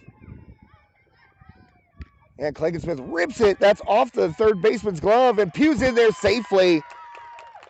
Great diving attempt by Ponko over there at third base, but she wasn't able to field it cleanly. A hard hit ball by Klingensmith. That's going to be an infield base hit for Klingensmith. Both runners advance, and now the Riverhawks have the bases loaded with just one out.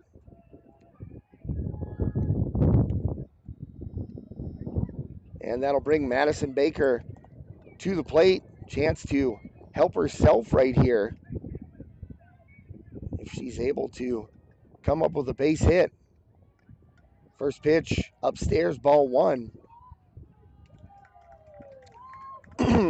So a good opportunity here for Armstrong to try and tack a couple more onto this 5-run lead. Baker, and she'll take a strike right there from Salvador.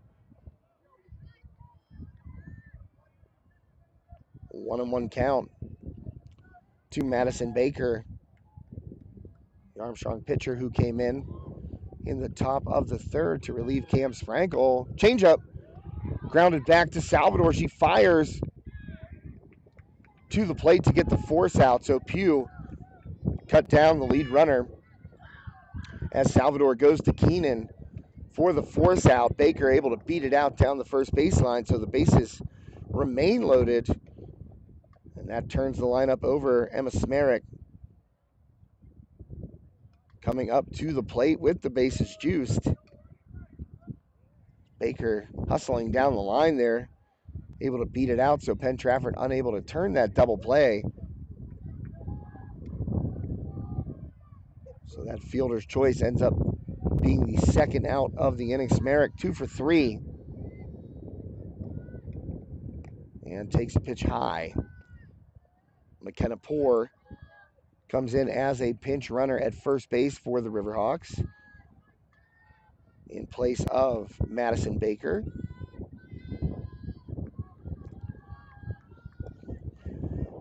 Smerick in a big spot right here. She's been swinging the bat well. Chops it foul down the first base line. Past Stratos, but foul.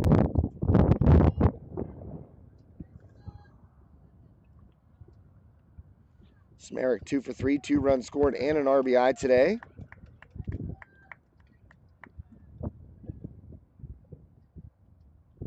Also has a stolen base. She leads the team in that category with 8. Good eye by Smerick, laying off the changeup right there. So ahead in the count now, 2-1. Riverhawks came into this game with 30 stolen bases as a team. And Smerick picked up her 8th earlier in this game. And that ball high and tight, so now Smerick in the driver's seat. 3-1 count.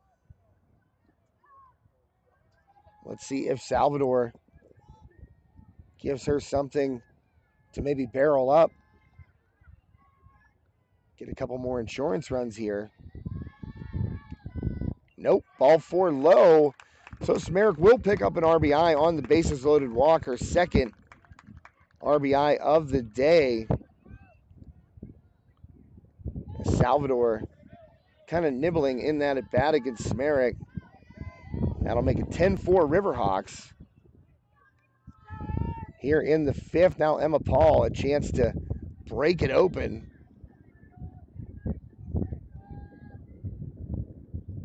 Here against Salvador. First pitch to Paul, off the plate for a ball.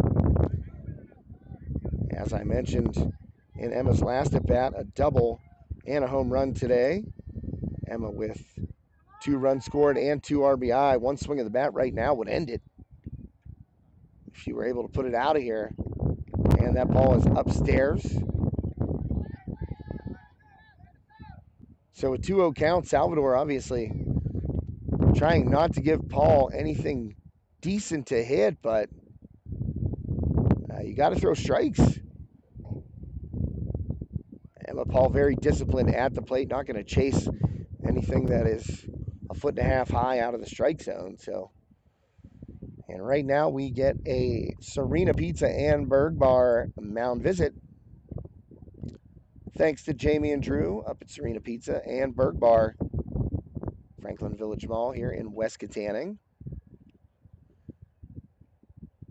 And as I mentioned, those wings make it Wing Wednesday. Of course, $2 slices Tuesday through Sunday. And make sure you check out their Facebook page for the specials. A couple days ago, it was 2 large 16-cut pizzas, thin or thick, $29.99. Additional $1.50 per topping. That's a good deal. Those are huge pies. Remember, dine in, takeout, or delivery at Serena Pizza and Berg Bar. So the 2-0 count after the mound visit. Salvador delivering to Emma Paul here. Bases loaded, 2 out. Paul. Oh, Smerrick. And they got her on the pickoff. Emma Smerrick leaning. Don't know why she was so far off there with 2 runners in front of her, but a nice snap throw down behind Smerrick by Keenan. Down to Drados at first base. And they pick off Emma Smerrick to end the inning with the bases loaded. Costly mistake right there for the Riverhawks. A chance to possibly put the game away with Emma Paul at the plate. But instead, Smerrick picked off. And that will take us to the top of the 6th here on High Top Sports Network. Steffi's Country Catering Game Day. Spring is here, so get in touch with Steffi's. You got a graduation party coming up, maybe a wedding, family reunion. Any event where there's a lot of friends, family who are always hungry. I know I show up to those events hungry. So get in touch with Terry.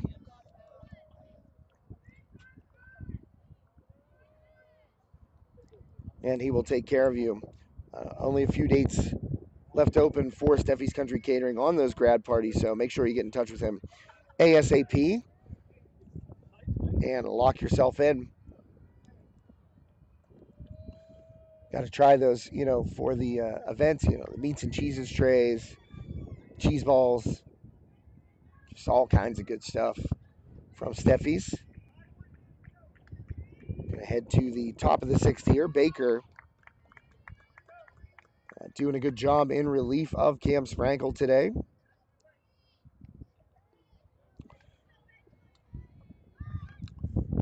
Bunt shown there. That first pitch by Baker outside off the plate.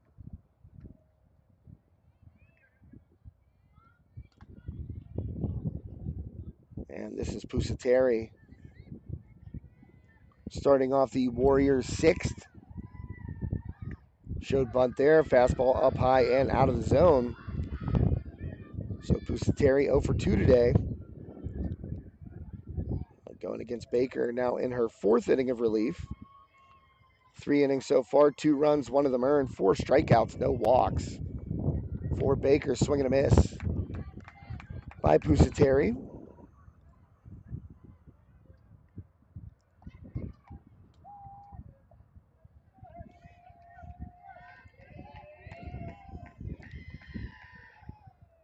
And the bunt shown again. Cloak lets that one roll foul, touches it up, strike 2. So now Pusateri even in the count, 2-2. Leading off here in the 6th.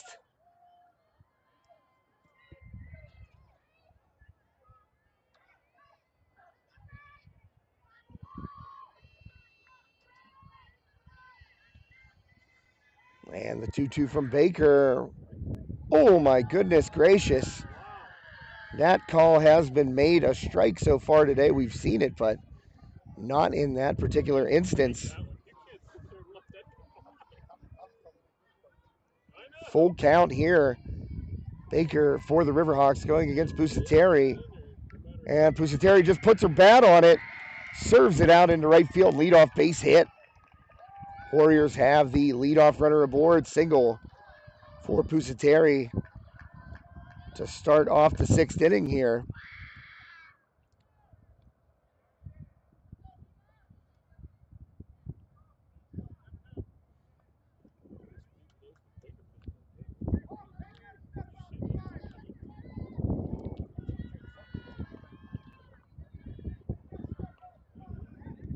So after the leadoff base hit, Warriors Warriors have Pusateri aboard down there at first. See if she is on the move. As Hauk comes up to the plate. Hauk over 1 today. And a strike called right there. Boy, that looked high and out of the zone a little bit from here, but umpire called it a strike, 1-1.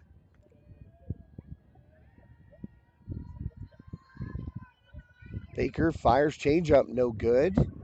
That one off the plate, 2-1 count now.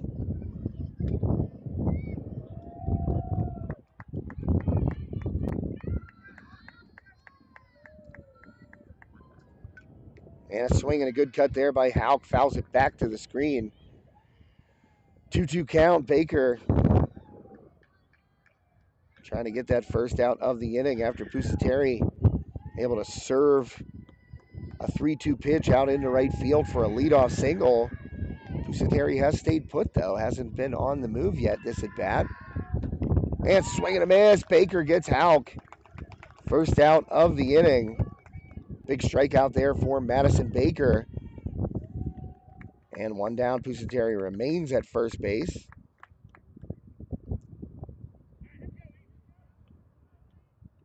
And I believe that's going to bring up Drados. We'll see.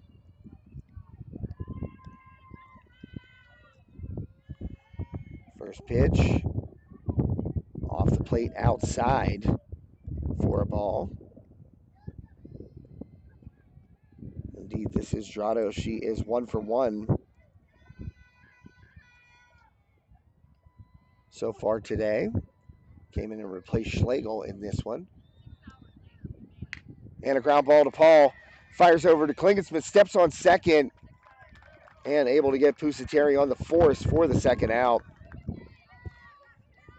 That was a hard hit ground ball to Paul by Drados. But Drados, good speed down the first base line, able to beat it out. But the Riverhawks get the lead runner for the second out.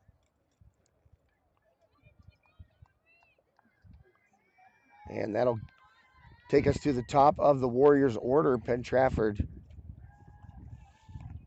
trying to get something going here in the 6th with 2 outs. Top of the order up now. Anthony at the plate. And so far today, Anthony, the Warriors right fielder, 1 for 3. Paul ranging over, picks up the ground ball, and steps on second for the fourth. So good play there by Paul. Ranging over toward second base, snagged it, and stepped on the bag in stride to end the Warriors' 6th inning. 10-4 Riverhawks as we head to the bottom of the 6th inning on the Steffi's Country Catering Game Day. Josh Reckengust with you here on High Top Sports Network. Remember, you can find us on social media. Just search High Top Sports on Facebook, at @hightop_sports on Twitter. And go to the website, hightopsportsnetwork.com. And if you or someone you know is a local business owner or affiliated with a community organization, and you are interested in sponsoring our coverage of Armstrong Athletics or maybe some other school that is consistently on the network, reach out to us. Sure, we can come up with something that fits your budget. You can, of course, send us a message through the website or email us at staff@hightopsportsnetwork.com. Or pick up the phone, give us a ring, 724-824-3554. That is the office number. Feel free to reach out. We'd love to hear from you. And, of course, we hope you are enjoying our coverage today. WPIAL Class 5A Section 2 varsity softball matchup.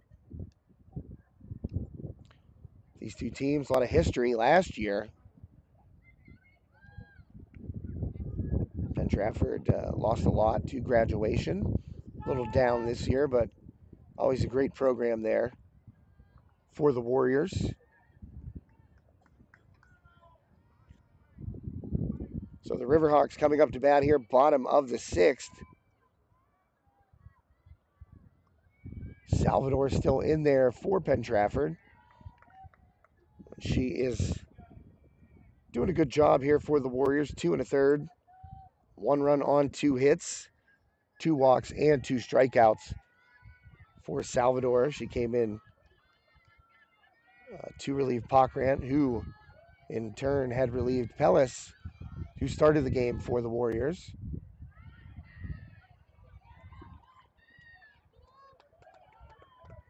Emma Paul, excuse me, at the plate, 2 for 3 today.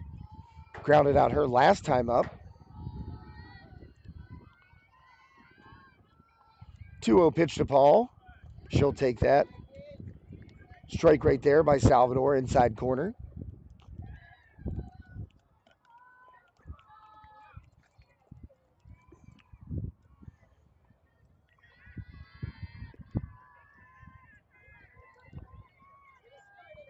And Salvador misses low and outside to Paul. 3-1 count.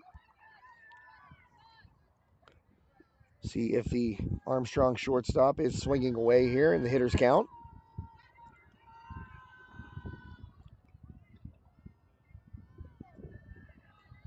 Salvador delivers 3-1. Paul swings, rips it right at third, line out.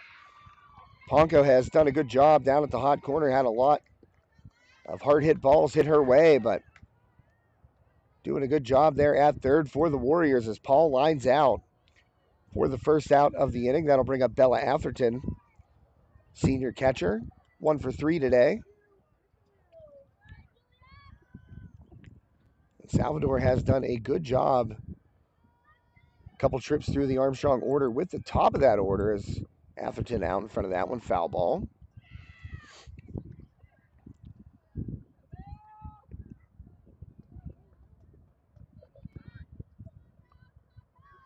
Oh, 1 now. Salvador preparing to deliver to Atherton. Bottom of the 6th. That one skips in. 4 ball. Riverhawks looking for their 11th straight victory. Have not lost since the season opener at Hempfield. Salvador in. Atherton out towards center and right at Hauk. And she grabs it for out number 2. So a hard hit ball there by Atherton, but well played by Hauk in the right position. Only had to range over a couple steps to her left. And she grabs it for out number 2. That's going to bring up Jenna Klontz. Riverhawks cleanup hitter, 1 for 3 today. And a foul baseball from the JV game just went down to the fence. Not in play, though. Klontz takes a huge cut, skies it to right field, and it drops foul. Klontz 1 for 3 today.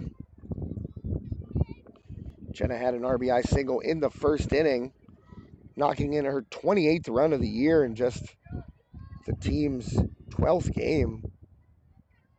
That's a pretty big number. Salvador delivers low and inside. Good eye there by Klontz. That'll even the count at 1-1. Riverhawks again with double-digit hits in this game. They've done that all year long, racking up double-digit hits and run totals. Klontz, another ground ball towards short. That one hops off the body of Pusateri. So Klontz going to be aboard on that error by Pusateri. Excuse me, she was in front of it and might have just hopped up on her a little from the turf. Seems like it kind of hopped up into the forearms there of Pusateri. So Klontz aboard on the Penn-Trafford error. And that's going to bring up Jessie Pugh, 1 for 2 today. Swing and a miss by Pugh. Big cut there by the Riverhawks first baseman.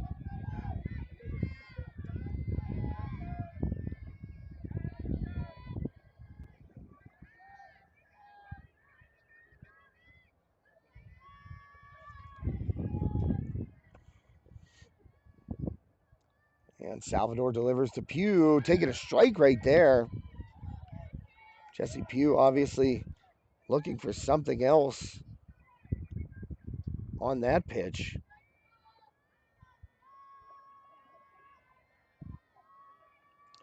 So that'll make the count 0-2. Pugh chops it towards Salvador. She picks it up and tosses over to Drados at first for the final out of the bottom of the sixth. So one more chance here for the Warriors. Getting ready to head to the top of the seventh inning here. Madison Baker trying to finish this game off in relief of the injured Cameron Sprankle. But as I mentioned, I've been looking over in that dugout, and good thing about Sprankle, it seems like she's up and involved with her teammates in the game. Came out after taking that line drive off the wrist from Ponko.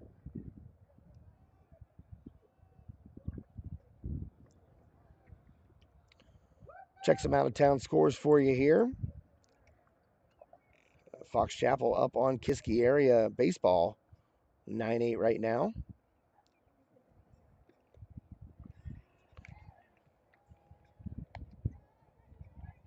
And the Freeport Yellow Jackets varsity baseball team going to be at Karn City tonight. And that one is a 6 o'clock start. Jackets off to a 9-3 start to this 2023 season, getting some great pitching down there in Freeport for head coach Ed Carr. One of the nicest guys you'll ever meet covering sports.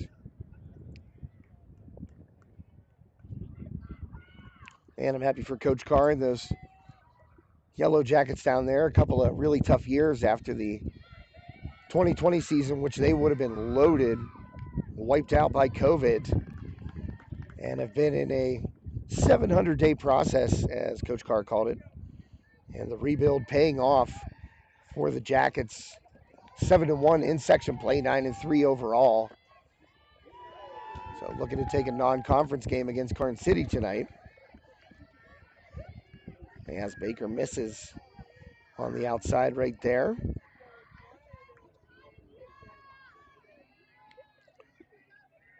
At the plate is Ponko, dangerous hitter, swing and a drive up the middle. Ponko has her third hit of the day, gets to the fence. Here's Adams firing it into second. That's cut off by Klingensmith. So Ponko in with a leadoff double for the Warriors.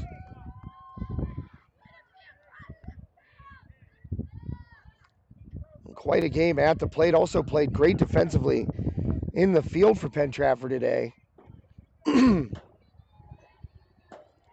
Ponko picks up her third hit. And just like that, the Warriors have a runner in scoring position to start this seventh inning. That ball skied towards right field. Smerrick measures, she's under it. Ponko tagging. Here's the throw from Smerrick. And a one-hopper in, but Ponko beats it. More importantly for the Riverhawks, Smerrick able to grab that fly ball, so one away as Ponko heads to third.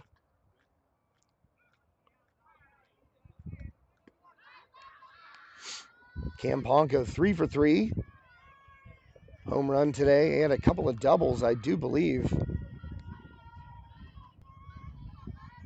Advancing to third on the sac fly. Baker missing outside right there.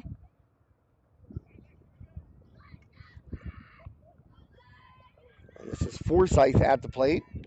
0 for 2 this afternoon.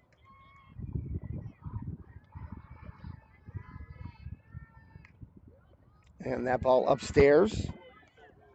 So a 2-0 count to Forsyth. Ponko at third.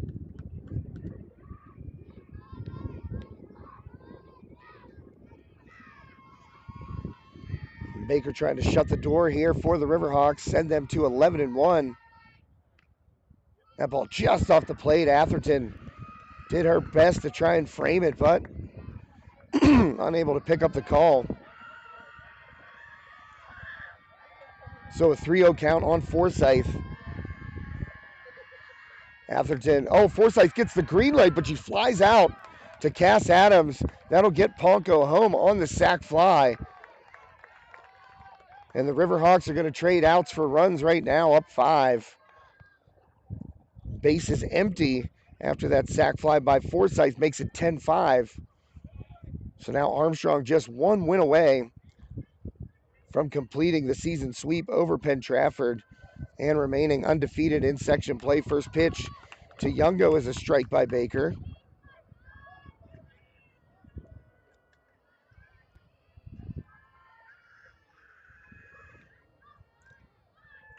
The 0-1 swing and a miss. So now the Warriors down to their final strike. Madison Baker, a dynamite performance in relief here after she picked up the win on Tuesday against Deer Lakes. That one misses down and away.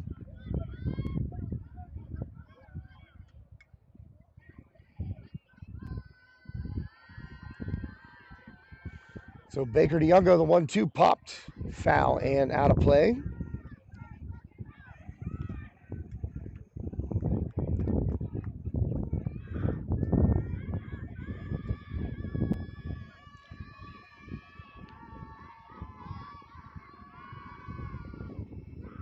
And swung on, grounded down the third base side, out of play. Count will remain at 1-2. Youngo battling here, trying to keep the game alive for her and the Warriors.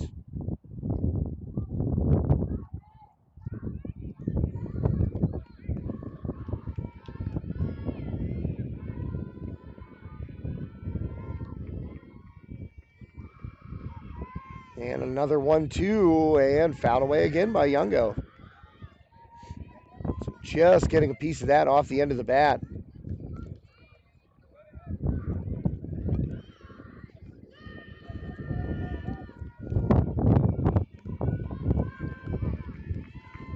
And Baker once more, that one upstairs for a ball and misses.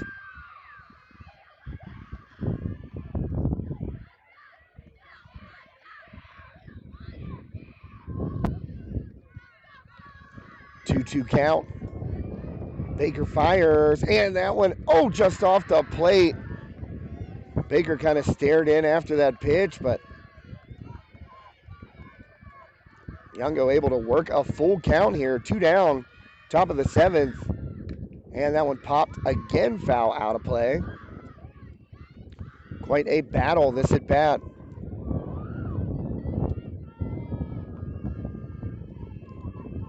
Between Madison Baker and Youngo for the Warriors. Swing and a miss, and Baker retires Youngo on the strikeout, and that'll do it. Madison Baker comes in to relieve the injured Cam Sprankle and is able to hold on to the lead for the Riverhawks. Madison Baker, 5 innings pitched, gave up 3 runs, only 2 of them were earned. 6 hits, 6 strikeouts, and no walks. Baker ahead of an effort after being thrust into play right there. Following Sprankle being line drived in the top of the 3rd. And again, the Riverhawks, 10 runs on 10 hits. And they will take this one from Penn-Trafford, sweeping the Warriors this season in section play.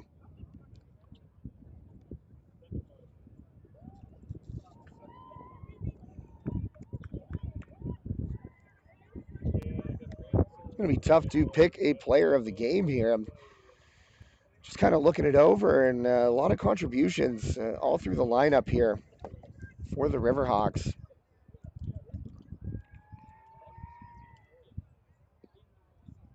Just wanted to get these section standings up here really quickly, and I can kind of let you folks know what's going on here as we are hitting the second half of the season. I don't know why the ad blocker is coming up right here. Disable, I say. Well,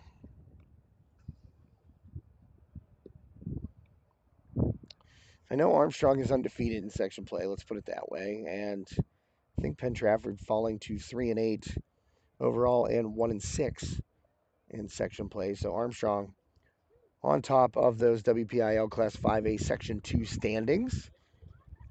Have won their 11th straight game. Boy, if you had any hesitation about what the Riverhawks were capable of following that season opening loss at Hempfield, I think those worries have been certainly extinguished, judging by the performance that Armstrong has put together over its past 11 games. And I just want to go down through the scores here and read them to you. Since falling 6-3 at Hempfield in the first game of the season, 8-1 over Indiana, 11-1 over Knock, 7-1 over Freeport, 13-3 over Penn-Trafford the first time, 7-3 over Latrobe, 10-0 over Franklin, 26-0 over Gateway, 4-3 at Franklin Regional. That was a tight game with Cassidy Adams delivering the game-winning hit. Then 17-7 over Kiski, 9-1 over Deer Lakes, and now 10-5 over the Penn-Trafford Warriors for that season sweep.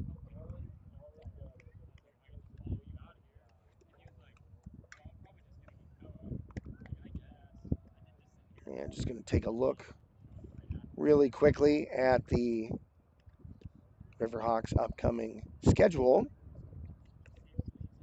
Going to let you know what's going on next week with the Armstrong varsity softball team here. As I mentioned, 11-1 now on the year, winners of 11 straight games.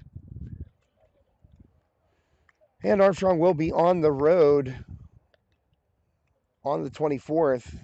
It'll be at Latrobe, trying to take care of the Wildcats. I was blanking on their mascot for a minute, and that's usually pretty difficult for me when it comes down to the Wildcats, since I was a graduate of Katanning, and that was our mascot. So usually when a team is named the Wildcats, I'm going to remember it, but I was blanking there for a second. So Armstrong going to try and take a season section sweep from Latrobe. That'll be on the 24th. That is, of course, next Monday. And then back here at home on the 28th, next Friday, against Franklin Regional. That should be a good one. Riverhawks and Panthers battling to that 4-3 final at Franklin Regional last week. So that is what's going on next week for the Armstrong varsity softball team. I got to pick a player of the game, and I'm mulling it. And it's difficult for me right now because of the combined all-around effort of this squad today. Getting timely hits up and down the order. As I mentioned, 10 hits. Paul, Klingensmith, and Atherton, all doubles. Paul had that homer. A couple of RBIs each for Smerick, Paul, Atherton, and Adams. But we are going to give today's Ryan Bowser State Farm Player of the Game to Madison Baker, who comes in for a 5-inning save. How about that? Madison Baker picking up a save. 5 innings of relief after Sprankle left the game after being line drived at the top of the third inning with nobody out. So congratulations to Madison Baker on being named our Ryan Bowser State Farm Player of the Game. You are currently watching the John F. Graff Insurance Agency post-game here on High Top Sports Network. Josh Regengoss with you. Just giving you the final rundown here. Score: Armstrong 10, Penn-Trafford 5.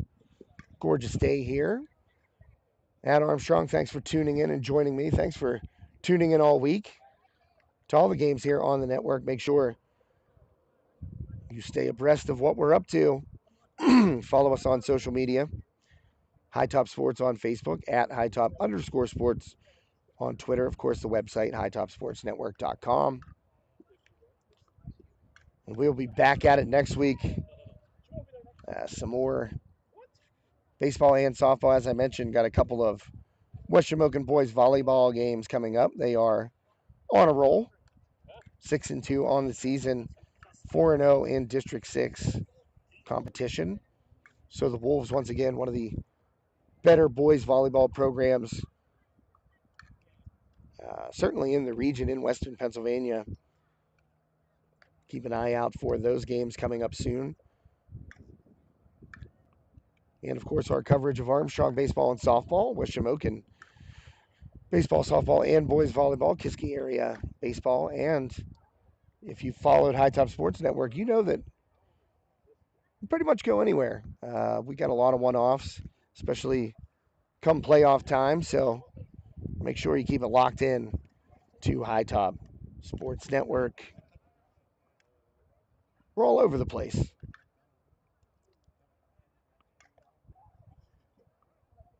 And just checking all of my little tabs here to see if there's anything else I want to let you know about, but that looks like it's it. Once again, thank you to all of our great sponsors. Ryan Bowser State Farm, our player of the game sponsor today. Sprankles Neighborhood Market, our scoreboard and Backwoods K sponsor this afternoon and all season long. Of course, the Armstrong Indoor Athletics broadcast booth. Remember to check out AIA.team, 4th annual baseball champ camp coming up. That'll be here at Armstrong Junior Senior High School on the baseball and softball fields, June 12th through the 16th. Register at AIA.team. Steffi's Country Catering, our official broadcast partner for today's game. Of course, Phoenix Physical Therapy and Katanning, our stolen base sponsor this season. John F. Graff Insurance Agency, our post-game sponsor. Serena Pizza and Berg Bar, our mound visit sponsor. And Nicola and Photography, our pregame sponsor here for Armstrong Softball in 2023. Well, that's going to do it for me, Josh Reckengoss. Thanks for spending your afternoon with me and spending it with us here on High Top Sports Network. Hope everyone has a safe, healthy, happy, and wonderful weekend, and be well.